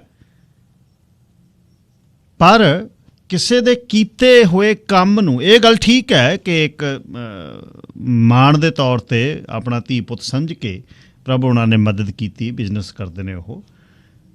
ਪਰ ਇਸ ਦੇ ਨਾਲ ਮੈਂ ਇੱਕ ਗੱਲ, ਹੁਣ ਇਹਨਾਂ ਨੇ ਤਾਂ ਵਨ ਆਫ ਦਾ ਬੈਸਟ ਉਹਨੂੰ ਕਰਤਾ ਵੀ ਨਾ ਬੇਟੇ ਤੂੰ ਆ ਰਹਿ, ਇਸ ਤਰ੍ਹਾਂ ਕਰ, ਆ ਕਰ, ਇਸ ਤਰ੍ਹਾਂ ਕਰ। ਅਤੇ ਮੈਨੂੰ ਜਦੋਂ ਕਹਿੰਦੇ ਵੀ ਜ਼ਿਆਦਾ ਉਹ ਪੱਕੇ ਹੋ ਗਈ ਤਾਂ ਉਹਨੇ ਚੇਂਜ ਕਰ ਦਿੱਤਾ। ਚਲੋ ਇਹ ਐਕਸਕਿਊਜ਼ਸ, ਉਮਰ, ਬਹੁਤ ਚੀਜ਼ਾਂ, ਪ੍ਰੈਸ਼ਰ, ਬੜੀਆਂ ਚੀਜ਼ਾਂ ਨੇ। ਬੰਦਾ ਝੂਠ ਕਦ ਬੋਲਦਾ ਜ਼ਿਆਦਾ ਇੰਤਹਾ ਹੁੰਦੀ ਹੈ, ਨਹੀਂ ਤਾਂ ਬਹੁਤ ਘੱਟ ਝੂਠ ਲੋਕ ਬੋਲਦੇ ਆ। ਪਰ ਇਸ ਨੂੰ ਮੈਂ ਇਸ ਤਰ੍ਹਾਂ ਜਸਟੀਫਾਈ ਨਹੀਂ ਕਰ ਸਕਦਾ ਵੀ ਤੁਸੀਂ ਕਿਸੇ ਕਾਮੇ ਦੇ ਕੀਤੇ ਹੋਏ ਕੰਮ ਦੇ ਪੈਸੇ ਮਾਰ ਲਓ। ਮੇਰਾ ਇਹ ਮਨ ਹੈ। Amritpal Singh ji, line number 2। ਗਿੱਲ ਸਾਹਿਬ, ਕਿਸੇ ਦਾ ਵੀ ਜਿਹੜਾ ਹੈਗਾ ਕੀਤੇ ਕੰਮ ਦੇ ਪੈਸੇ ਮਾਰਨ ਦਾ, ਕਿਸੇ ਵੀ ਇੰਪਲੋਇਰ ਦਾ ਕਦੀ ਵੀ ਜਿਹੜਾ ਹੈਗਾ ਰਾਈਟ ਵੀ ਕੋਈ ਮਕਸਦ ਨਹੀਂ ਹੁੰਦਾ। ਪਰ ਜਦੋਂ ਆਪਾਂ ਕੋਈ ਵੀ ਕੰਮ ਕਰਦੇ ਆ, ਆਪਾਂ ਕਹਿੰਦੇ ਆ ਕਿ ਮੈਨੂੰ ਆਹ ਕੰਮ ਆਉਂਦਾ, ਮੈਨੂੰ ਇਹਦੇ ਪੂਰੇ ਪੈਸੇ ਚਾਹੀਦੇ ਆ, ਉਹ ਰਾਈਟਸ ਦੇ ਨਾਲ ਰਿਸਪੌਂਸਿਬਿਲਿਟੀ ਵੀ ਆਉਂਦੀ ਆ। ਜੇ ਤੁਸੀਂ ਰਿਸਪੌਂਸਿਬਲ ਨਹੀਂ ਹੈਗੇ ਆ, ਠੀਕ ਹੈ, ਉਸ ਕੇਸ ਦੇ ਵਿੱਚ ਕੀ, ਹੁਣ ਆਪਾਂ ਕਹਿ ਲਓ ਵੀ ਆਪਾਂ ਘਰ ਬਣਾਉਂਦੇ ਆ, ਘਰ ਦੇ ਵਿੱਚ ਗਾਹਾਂ ਲੇਬਰ ਜਿਹੜਾ ਕਾਂਟਰੈਕਟਰ ਲੈ ਕੇ ਆਉਂਦਾ ਆ, ਜੇ ਘਰ ਸਹੀ ਨਾ, ਆਪਣਾ ਕਹਿ ਲਓ ਵੀ ਕੋਈ ਵਿੰਡੋ ਟੇਢੀ ਲੱਗੀ ਹੋਵੇ, ਟਾਈਲਾਂ ਸਹੀ ਨਾ ਲੱਗੀਆਂ ਹੋਣ, ਆਪਾਂ ਪੇਮੈਂਟ ਤਾਂ ਨਹੀਂ ਕਰਦੇ। ਆਪਾਂ ਇਹ ਤਾਂ ਨਹੀਂ ਕਹਿੰਦੇ ਵੀ ਤੂੰ ਕੰਮ ਕੀਤਾ, ਕੋਈ ਨਹੀਂ ਕਾਕਾ ਤੂੰ ਪੈਸੇ ਲੈ ਲਾ। ਆਪਾਂ ਕਹਾਂਗੇ ਨਾ ਇਹਨੂੰ ਸਹੀ ਕਰ, ਠੀਕ ਹੈ। ਇਦਾਂ ਹੀ ਕਿਤੇ ਰੈਸਟੋਰੈਂਟ ਚਲ ਜਾਈਏ, ਉੱਥੇ ਰੋਟੀ ਖਾਧੀ, ਰੋਟੀ ਖਾਣ ਦੇ ਜਿੱਦਾਂ ਕਹ ਲਓ ਵੀ ਸਹੀ ਨਾ ਬਣੀ ਹੋਵੇ, ਕੁਝ ਗਲਤ ਬਣਿਆ ਹੋਵੇ, ਉੱਥੇ ਵੀ ਜਿਹੜਾ ਹੈ ਕਸਟਮਰ ਇਜ਼ ਆਲਵੇਜ਼ ਰਾਈਟ। ਤੇ ਜਿਹੜਾ ਇੰਪਲੋਇਰ ਆ, ਇੰਪਲੋਇਰ ਹੀ ਹਰੇਕ ਪਾਸੇ ਪਿਸਿਆ ਜਾਂਦਾ। ਜੇ ਇੰਪਲੋਈ ਆ, ਜੇ ਸਟਾਫ ਆ, ਉਹ ਆਪਣੇ ਕੰਮ ਕੀਤੇ ਤੇ ਪੂਰੇ ਪੈਸੇ ਮੰਗਦਾ ਆ, ਤੇ ਉਹਨੂੰ ਕੰਮ ਵੀ ਪੂਰਾ ਆਉਣਾ ਚਾਹੀਦਾ। ਬਿਲਕੁਲ ਆਉਣਾ ਚਾਹੀਦਾ, ਇਹੀ ਪ੍ਰੋਬਲਮ ਹੈ ਜੀ। ਦੋਨੋਂ ਪਾਸੇ ਜਿਹੜਾ ਹੈਗਾ ਰਾਈਟਸ ਦੇ ਨਾਲ ਰਿਸਪੌਂਸਿਬਿਲਿਟੀਜ਼ ਵੀ ਆਉਂਦੀਆਂ। ਬਿਲਕੁਲ। ਜੇ ਤੁਸੀਂ ਕਹਿੰਦੇ ਹੋ ਵੀ ਮੈਨੂੰ ਜੀ ਜਿਹੜਾ ਹੈ ਕੰਮ ਕਰਦੇ ਨੂੰ 5 ਸਾਲ ਹੋ ਗਏ, 7 ਸਾਲ ਹੋ ਗਏ, ਮੇਰੀ ਤਨਖਾਹ ਵਧਾਓ ਜੀ, ਪਰ ਤੁਸੀਂ ਕੰਮ ਜਿਹੜਾ ਹੈ ਨੁਕਸਾਨ ਕਰਦੇ ਹੋ, ਉਹ ਕੰਮ ਦਾ ਨੁਕਸਾਨ ਕੋਈ ਕਿੱਥੇ ਦੀ ਜੜ ਲਊਗਾ? ਇਹ ਗੱਲਾਂ ਵੀ ਜਿਹੜੀ ਦੂਸਰੇ ਸਾਈਡ ਜਿਹੜੀ ਹੈਗੀ ਆ, ਉਹਨੂੰ ਸਮਝਣ ਦੀ ਬਹੁਤ ਜ਼ਿਆਦਾ ਜ਼ਰੂਰਤ ਆ। ਸੋ ਮਤਲਬ ਇਹ ਪ੍ਰੋਫੈਸ਼ਨਲਿਜ਼ਮ ਦੀ ਘਾਟ ਆ ਤੁਸੀਂ ਕਹਿੰਦੇ ਹੋ? ਬਿਲਕੁਲ ਜੀ। ਜਿੱਥੇ ਕਿਤੇ ਵੀ ਜਾਈਏ, ਜੇ ਆਪਾਂ ਕਹਿ ਲਓ ਵੀ ਕਿਸੇ ਦੇ, ਅੱਛਾ ਦੂਜੀ ਗੱਲ ਕੀ ਆ ਬਈ, ਜਦੋਂ ਵੀ ਆਪਾਂ ਕਿਸੇ ਨੂੰ ਕੰਮ ਤੇ ਰੱਖਦੇ ਆ, ਜੇ ਆਪਾਂ ਉਹਨੂੰ ਦੱਸਦੇ ਵੀ ਭਾਈ ਓਕੇ ਤੇਰੀ ਆਹ ਪੇ ਆ, ਜੇ ਤੂੰ ਆਹ ਕੰਮ ਕਰੂੰਗਾ ਤੇਰਾ ਜਿਹੜਾ ਹੈਗਾ ਕਹਿ ਲਓ ਕੋਈ ਤੇਰਾ ਜਿਹੜਾ ਹੈਗਾ ਤੈਨੂੰ ਆਪਾਂ ਐਡ ਆਨ ਦਿੰਦੇ ਆ, ਠੀਕ ਆ, ਉਹ ਕੋਈ ਕਹਿ ਲਓ ਵੀ ਜਿਹੜੇ ਹੈਗੇ ਤਨਖਾਹ ਤੋਂ ਉੱਪਰ ਪੈਸੇ ਦਿੰਦੇ ਆ, ਠੀਕ ਆ, ਉਹ ਆਪਾਂ ਹੋਲਡ ਬੈਕ ਕਰ ਸਕਦੇ, ਉਹਨੂੰ ਕੱਟ ਕੇ, ਉਹਨੂੰ ਦਿਖਾ ਕੇ ਉਹ ਤੋਂ ਸਾਈਨ ਕਰਾ ਕੇ ਕੱਢ ਸਕਦੇ ਆ। There is nothing wrong with it. ਜੇ ਇੱਕ ਬੰਦਾ ਮੇਰੇ ਕੋਲ ਕੰਮ ਕਰਦਾ ਆ, ਜੇ ਉਹਨੂੰ ਮੈਂ ਕਹਿ ਲਓ ਵੀ ਬੇਸਿਕ ਮਾਰਕੀਟ ਦਾ ਰੇਟ ਜਿਹੜਾ ਹੈਗਾ ਆ, ਉਹ ਤੋਂ 5 ਸੈਂਟ ਮੀਲ ਦੇ ਵੱਧ ਦੇਣਾ ਪਿਆ, ਠੀਕ ਆ, ਉਹਦੇ ਸੇਫਟੀ ਤਾਂ ਉਹਦੇ ਕੰਮ ਸਹੀ ਕਰਨ ਦੇ ਦੇਣਾ ਪਿਆ। ਜੋ ਕੰਮ ਸਹੀ ਨਹੀਂ ਕਰੂਗਾ ਤਾਂ ਮੇਰੇ ਕੋਲ ਪੂਰਾ ਹੱਕ ਹੈਗਾ ਕਿ ਮੈਂ ਉਹਦੇ ਪੈਸੇ ਕੱਟ ਸਕਾਂ। ਬਿਲਕੁਲ ਠੀਕ ਹੈ। ਉਹਦੇ ਵਿੱਚ ਕੀ ਗਲਤ ਹੈਗਾ ਜੀ? ਯਾਰ ਸ਼ੁਰੂਆਤ ਕਈ ਵਾਰ ਗਲਤ ਹੋ ਜਾਂਦੀ ਹੈ ਜੀ। ਜਿਹੜੇ ਹੁਣ ਇਹੀ ਜਵਾਕ ਨੇ ਜਿਨ੍ਹਾਂ ਤੋਂ 50-50 ਹਜ਼ਾਰ LMI ਇਹਦੇ ਵੀ ਲਏ ਜਾਂਦੇ ਨੇ, ਮਤਲਬ ਇੱਕ ਇਹ ਵੀ ਇੰਪਲਾਇਰ ਵਾਲਾ ਪਾਸਾ, ਇਹ ਵੀ ਆਪਾਂ ਨਾਲ ਇਹ ਗੱਲ ਲੈ ਕੇ ਚੱਲੀਏ। ਜਿਹਨੂੰ ਪਹਿਲਾਂ ਹੀ ਤੁਸੀਂ ਮੁੱਛਤਾ, ਉਹ ਕਿਹੜੇ ਹਿਸਾਬ ਨਾਲ ਕਿਵੇਂ ਕਰੂ, ਕਿੰਨਾ ਕੁ ਸਟੇਬਿਲਿਟੀ ਨਾਲ ਕੰਮ ਕਰੂ। ਸਹੁਰਿਆਂ ਦੀ ਗੱਲ ਹੈ ਵੀ ਵਿਆਹ ਕਿਸੇ ਨੇ 25 ਸਾਲ ਦਾ ਇੱਕ ਫਿਨਿਸ਼ ਪ੍ਰੋਡਕਟ ਕਰਕੇ ਤਿਆਰ ਕਰਕੇ ਧੀ ਧਿਆਣੀ ਪੜ੍ਹਾ ਕੇ ਤੁਹਾਨੂੰ ਦੇਣੀ ਹੈ, ਤੁਹਾਡਾ ਘਰ ਰਛਨਾਉਣ ਲਈ, ਤੁਹਾਡੀ ਉਮਤ ਅੱਗੇ ਵਧਾਉਣ ਲਈ। ਨਾਲ ਤੁਸੀਂ 50 ਲੱਖ ਝੋਲੀ 'ਚ ਪਵਾ ਲਿਆ, ਤੇ ਉਹ ਕਿੰਨੀ ਕੁ ਵਫਾ ਰਹਿ ਗਈ? ਤੁਸੀਂ ਤਾਂ ਬਾਹਾਂ ਵੱਢ ਲਈਆਂ ਸਹੁਰਿਆਂ ਦੀਆਂ ਉਦਣੇ। ਸਹੁਰੇ ਕਿੰਨਾ ਕੁ ਵਫਾ ਕਰਨਗੇ ਜੀਜੇ ਨਾਲ ਫਿਰ?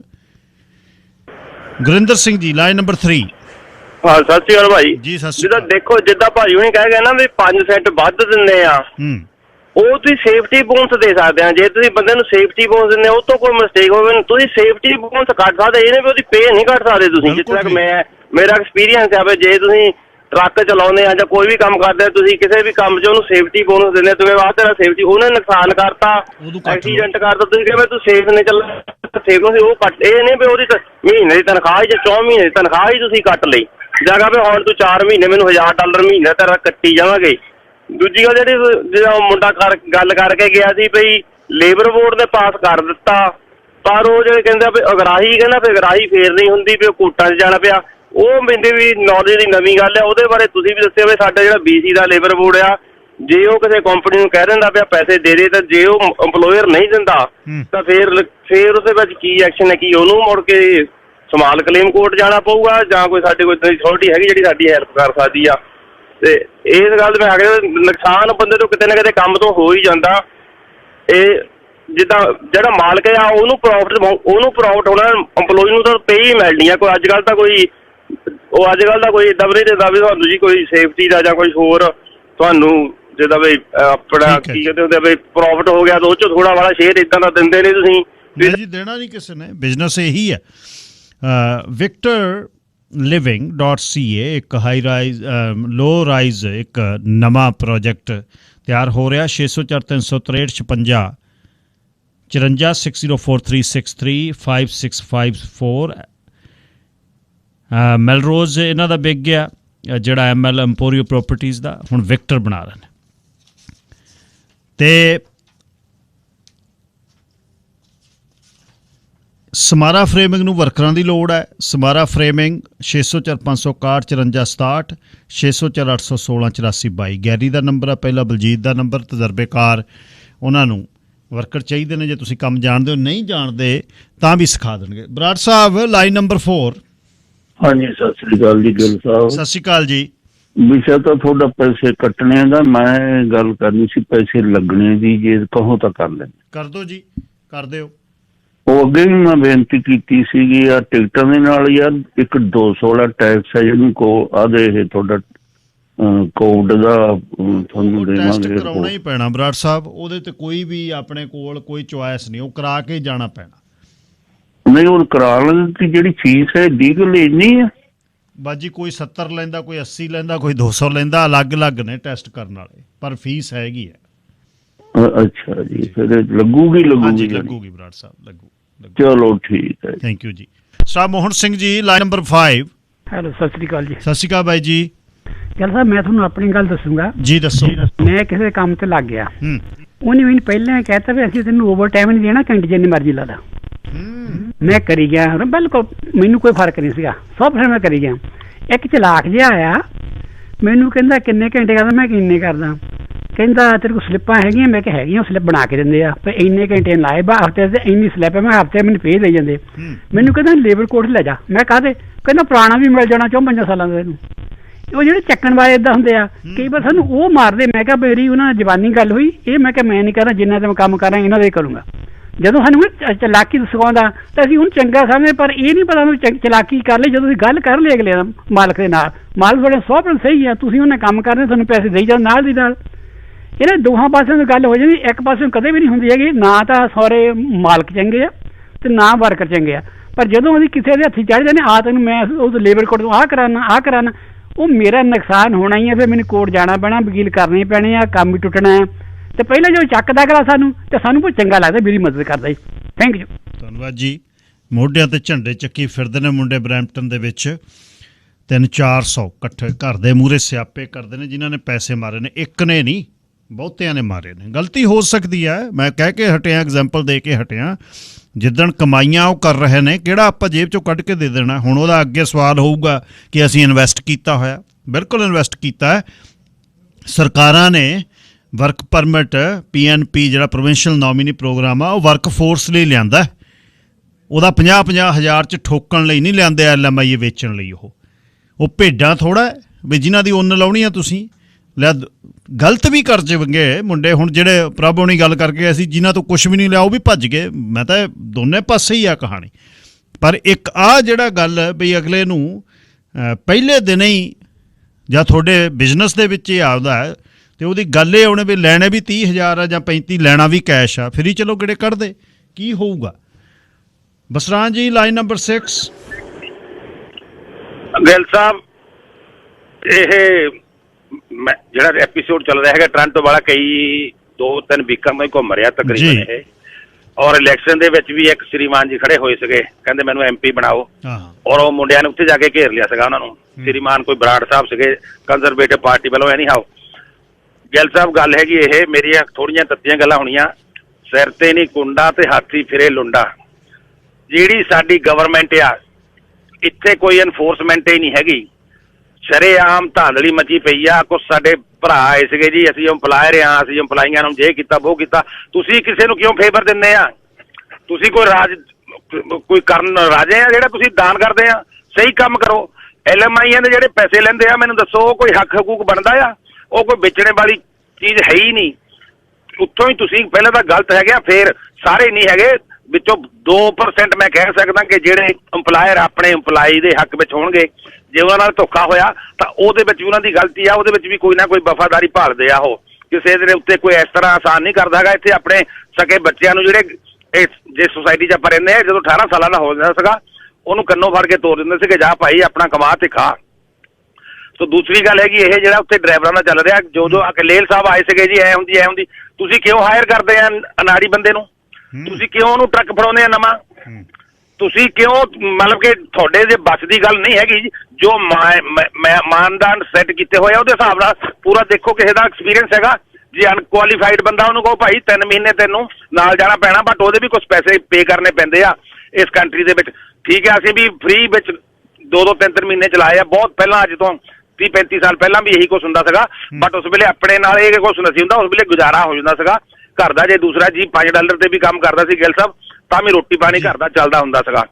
ਬਟ ਜਿਹੜੀਆਂ ਗੱਲਾਂ ਇਹ ਕਰ ਰਹੇ ਹੈਗੇ ਹੁਣ, ਇੱਥੇ ਗਵਰਨਮੈਂਟ ਹੈ, ਟਰੂਡੋ ਸਾਹਿਬ ਆ, ਇਹਨਾਂ ਨੂੰ ਇਹ ਬਹੁਤ ਜ਼ਿਆਦਾ ਲਾਅ ਖਰਾਬ ਆ। ਇੱਥੇ ਕਰਪਸ਼ਨ ਦੀ ਮਨੀ ਆ ਰਹੀ ਆ। ਅੱਜ ਵੀ ਸਰੀ ਦੇ ਵਿੱਚ ਇੰਨਾ ਕੁਛ ਹੋਣੇ ਤੋਂ ਬਾਅਦ ਵੀ, ਜੇ ਕਿਸੇ ਦੀ ਮੌਰਗੇਜ ਅਪਰੂਵ ਨਹੀਂ ਹੁੰਦੀ, ਤੁਸੀਂ 5 ਲੱਖ ਦੀ ਮੌਰਗੇਜ ਅਪਰੂਵ ਕਰਾਉਣੀ ਆ, ਵਾਧੂ $10,000 ਉਹਦੀ ਫੀਸ ਆ, ਰਿਸ਼ਵਤ ਆ ਉਹ। ਇਹ ਗੌਰਮੈਂਟ ਨੂੰ ਪਤਾ ਨਹੀਂ ਹੈਗਾ ਇੱਥੇ ਕੀ ਹੋ ਰਿਹਾ ਇਸ ਕੰਟਰੀ ਦੇ ਵਿੱਚ। 2 ਨੰਬਰ ਦਾ ਪੈਸਾ ਆ ਰਿਹਾ, ਕਿੱਥੋਂ ਆ ਰਿਹਾ? ਡਰੱਗ ਮਨੀ ਕਿੱਥੇ ਜਾ ਰਹੀ ਹੈ, ਕਿੱਥੇ ਨਹੀਂ ਜਾ ਰਹੀ ਹੈਗੀ। ਸੋ ਇਹ ਗੱਲਾਂ ਤਾਂ ਬਹੁਤ ਜ਼ਿਆਦਾ ਇਹਦੇ ਵਿੱਚ ਗਿੱਲ ਸਾਹਿਬ ਕਰਨੇ ਵਾਲੀਆਂ ਹੈਗੀਆਂ। ਸਮਾਂ ਬਹੁਤ ਸੀਮਿਤ ਹੈ, ਮੈਨੂੰ ਪਤਾ ਆ। ਬਟ ਚੱਕਰ ਇਹੀ ਆ ਭਈ, ਜਿਹੜੇ ਜਵਾਨ ਇਹ ਕੰਮ ਕਰ ਰਹੇ ਆ, ਬੜੀ ਹਿੰਮਤ ਦੀ ਗੱਲ ਹੈ ਉਹਨਾਂ ਦੀ, ਅਸੀਂ ਦੱਸ ਦਿੰਦੇ ਹਾਂ, ਉਹਨਾਂ ਦੇ ਨਾਲ ਖੜੇ ਆ। ਥੈਂਕ ਯੂ, ਧੰਨਵਾਦ ਜੀ। ਲੇਬਰ ਲਾਅ ਜਿਹੜਾ ਇੱਥੇ ਦਾ ਲੋਕਲ ਹੈ ਜੀ, ਜਿਹੜਾ ਤੁਹਾਡਾ EMPLOYEE ਹੈ, ਕੋਈ ਗਲਤੀ ਕਰ ਲੈਂਦਾ ਹੈ, ਕੋਈ ਉਹਦੇ ਨਾਲ ਡੈਮੇਜ ਹੋ ਜਾਂਦਾ, ਸੈਲਫ ਇੰਪਲਾਇਡ ਨਹੀਂ, ਜੇ EMPLOYEE ਹੈ ਉਹਦਾ ਕੋਈ ਤੁਸੀਂ ਪੈਸਾ ਨਹੀਂ ਕੱਟ ਸਕਦੇ, ਇਹ ਯਾਦ ਰੱਖਿਓ। ਸਰ ਹਰਮੀਤ ਸਿੰਘ ਜੀ, ਸਤਿ ਸ਼੍ਰੀ ਅਕਾਲ ਗਿੱਲ ਸਾਹਿਬ ਜੀ। ਸਤਿ ਸ਼੍ਰੀ ਅਕਾਲ ਵੀਰ ਜੀ। ਵੇਖੋ ਗਿੱਲ ਸਾਹਿਬ, ਇਹ ਅਸਲ 'ਚ ਨਾ ਇਹ ਜਿਹੜੇ ਮਤਲਬ ਸਟੂਡੈਂਟਸ ਜਾਂ ਵਰਕ ਪਰਮਿਟ, ਇਹਦੇ ਇੱਕ ਕਿਸਮ ਦੀ ਲੋਟਰੀ ਲੱਗੀ ਆ ਬਿਜ਼ਨਸਮੈਨਾਂ ਲਈ, ਤਾਂ ਹੀ ਇਹ GTA ਤੇ ਆਪਣੇ ਲੋਅਰ ਮੇਨਲੈਂਡ 'ਚ ਲਿਬਰਲ ਜਿੱਤਦੇ ਆ। ਹੁਣ ਵੇਖੋ ਕੋਈ ਵੀ ਭਾਵੇਂ ਟਰਾਂਸਪੋਰਟਰ ਆ, ਰੈਸਟੋਰੈਂਟ ਵਾਲਾ ਜਾਂ ਵੇਅਰ ਹਾਊਸ ਆ ਪਿੱਛੇ ਜੇ ਆਪਣੇ ਇੱਕ ਕੰਸਲਟਰ ਦੀ ਐਸਕਲੇਟ ਨਹੀਂ ਵਕਤ ਪਾਈ ਰੱਖਿਆ ਟਿਕਟੋਕ ਦੇ ਮਹੀਨਾ, ਬਿਲਕੁਲ ਹਾਂਜੀ। ਵੇਖੋ ਤਾਂ ਵੀ ਮਤਲਬ ਇਹਨਾਂ ਦਾ ਨਹੀਂ ਬਣਦੀ। ਤੇ ਦੂਸਰੀ ਗੱਲ ਜਿਹੜੀ ਮੇਨ, ਉਹ ਭਾਜੀ ਹੁਣੀ ਇੱਕ ਕਾਲਰ ਕਹਿ ਗਏ ਵੀ ਸਿਰ ਤੇ ਨਹੀਂ ਕੁੰਡਾ, ਉਹ ਹਿਸਾਬ ਹੈ ਵੀ ਜਦੋਂ ਜਿਹੜਾ ਆਪਣੇ ਆਏ ਸੀ ਉੱਥੋਂ ਟੋਰਾਂਟੋ ਤੋਂ ਕਾਲਰ ਤੁਹਾਡੇ, ਜਦੋਂ ਉਹ ਕਹਿ ਰਹੇ ਕਿ ਕੰਮ ਨਹੀਂ ਮਿਲਦਾ, ਵੀ ਕੰਮ ਘੱਟ ਆ, ਵੀ ਬੰਦਾ ਕੰਮ ਕਰਦਾ ਜਿੱਦਾਂ ਵੀ ਮਿਲੇ, ਤੇ ਫਿਰ ਇਹ ਪ੍ਰੋਪੇਗੈਂਡਾ ਕਿਵੇਂ ਚੱਲਦਾ? ਫਿਰ LMI ਕਿੱਦਾਂ ਇਸ਼ੂ ਹੋਈ ਜਾਂਦੀਆਂ ਜਦੋਂ? ਬਿਲਕੁਲ ਜੀ, ਬੜੇ ਵੱਡੇ ਇਸ਼ੂ ਨੇ ਇਸ ਤੇ। ਫਿਰ ਮੈਂ ਇੱਕ ਵਾਰ ਗੱਲਬਾਤ ਕਰਨੀ ਚਾਹੁੰਦਾ ਹੈ, ਆਉਣ ਵਾਲੇ ਦਿਨਾਂ ਦੇ ਵਿੱਚ ਉਸ ਮੁੰਡਿਆਂ ਨੂੰ ਲੈ ਕੇ ਆਵਾਂਗਾ, ਪਰ ਪਲੀਜ਼ ਕਿਸੇ ਦਾ ਹੱਕ ਨਾ ਮਾਰੋ। ਗਲਤ ਕੰਮ ਕਰਦਾ ਕੋਈ, ਉਹਨੂੰ ਫਾਇਰ ਕਰ ਦਿਓ ਵੀ ਆਹ ਤੇਰੀ ਗਲਤੀ ਹੈ। ਕਿਸੇ EMPLOYEE ਨੂੰ ਦੀ ਤੁਸੀਂ ਸੈਲਰੀ ਨਹੀਂ ਮਾਰ ਸਕਦੇ। ਇਹ ਸੀ ਅੱਜ ਦਾ ਪ੍ਰੋਗਰਾਮ ਜੀ। ਇਸ਼ੂਜ਼ ਬਹੁਤ ਨੇ ਕਮਿਊਨਿਟੀ ਦੇ, ਤੇ ਮੈਂ ਗੱਲ ਵੀ ਕਰਨੀ ਚਾਹੁੰਦਾ ਹੈ। ਤੇ ਹੁਣ ਕਾਲਰ 15-15 ਮਿੰਟ ਦੇ ਵੇਟ ਕਰਦੇ, ਮੈਂ ਮਾਫੀ ਚਾਹੁੰਦਾ ਜੀ। ਨਿੰਮੀ ਡੋਲਾ ਜੀ ਦਾ ਟਾਈਮ ਹੋ ਗਿਆ ਤੇ ਆ ਗਏ ਨੇ ਨਿੰਮੀ ਜੀ। ਬਿਲਕੁਲ, ਮੈਂ ਪਹੁੰਚ ਚੁੱਕੀ ਹਾਂ ਜੀ, ਬਸ ਕਰੋ। ਨਿੰਮੀ ਜੀ ਧੰਨਵਾਦ, ਜਿਹਦੇ ਵਾਸਤੇ ਰਹੋ। ਹਰ ਰੋਜ਼ ਤੁਹਾਡੇ 2 ਮਿੰਟ ਲਈਦੇ ਨੇ। ਦੈਟਸ ਓਕੇ, ਧੰਨਵਾਦ, ਜਿਹਦੇ ਵਾਸਤੇ। ਥੈਂਕ ਯੂ ਨਿੰਮੀ ਜੀ ਦਾ ਸ਼ੋਅ ਅਗਲਾ ਤੇ ਕੱਲ੍ਹ ਨੂੰ ਮੁੜਦਾ ਫੇਰ, ਜਿਹਦੇ ਵਾਸਤੇ ਰਹੋ।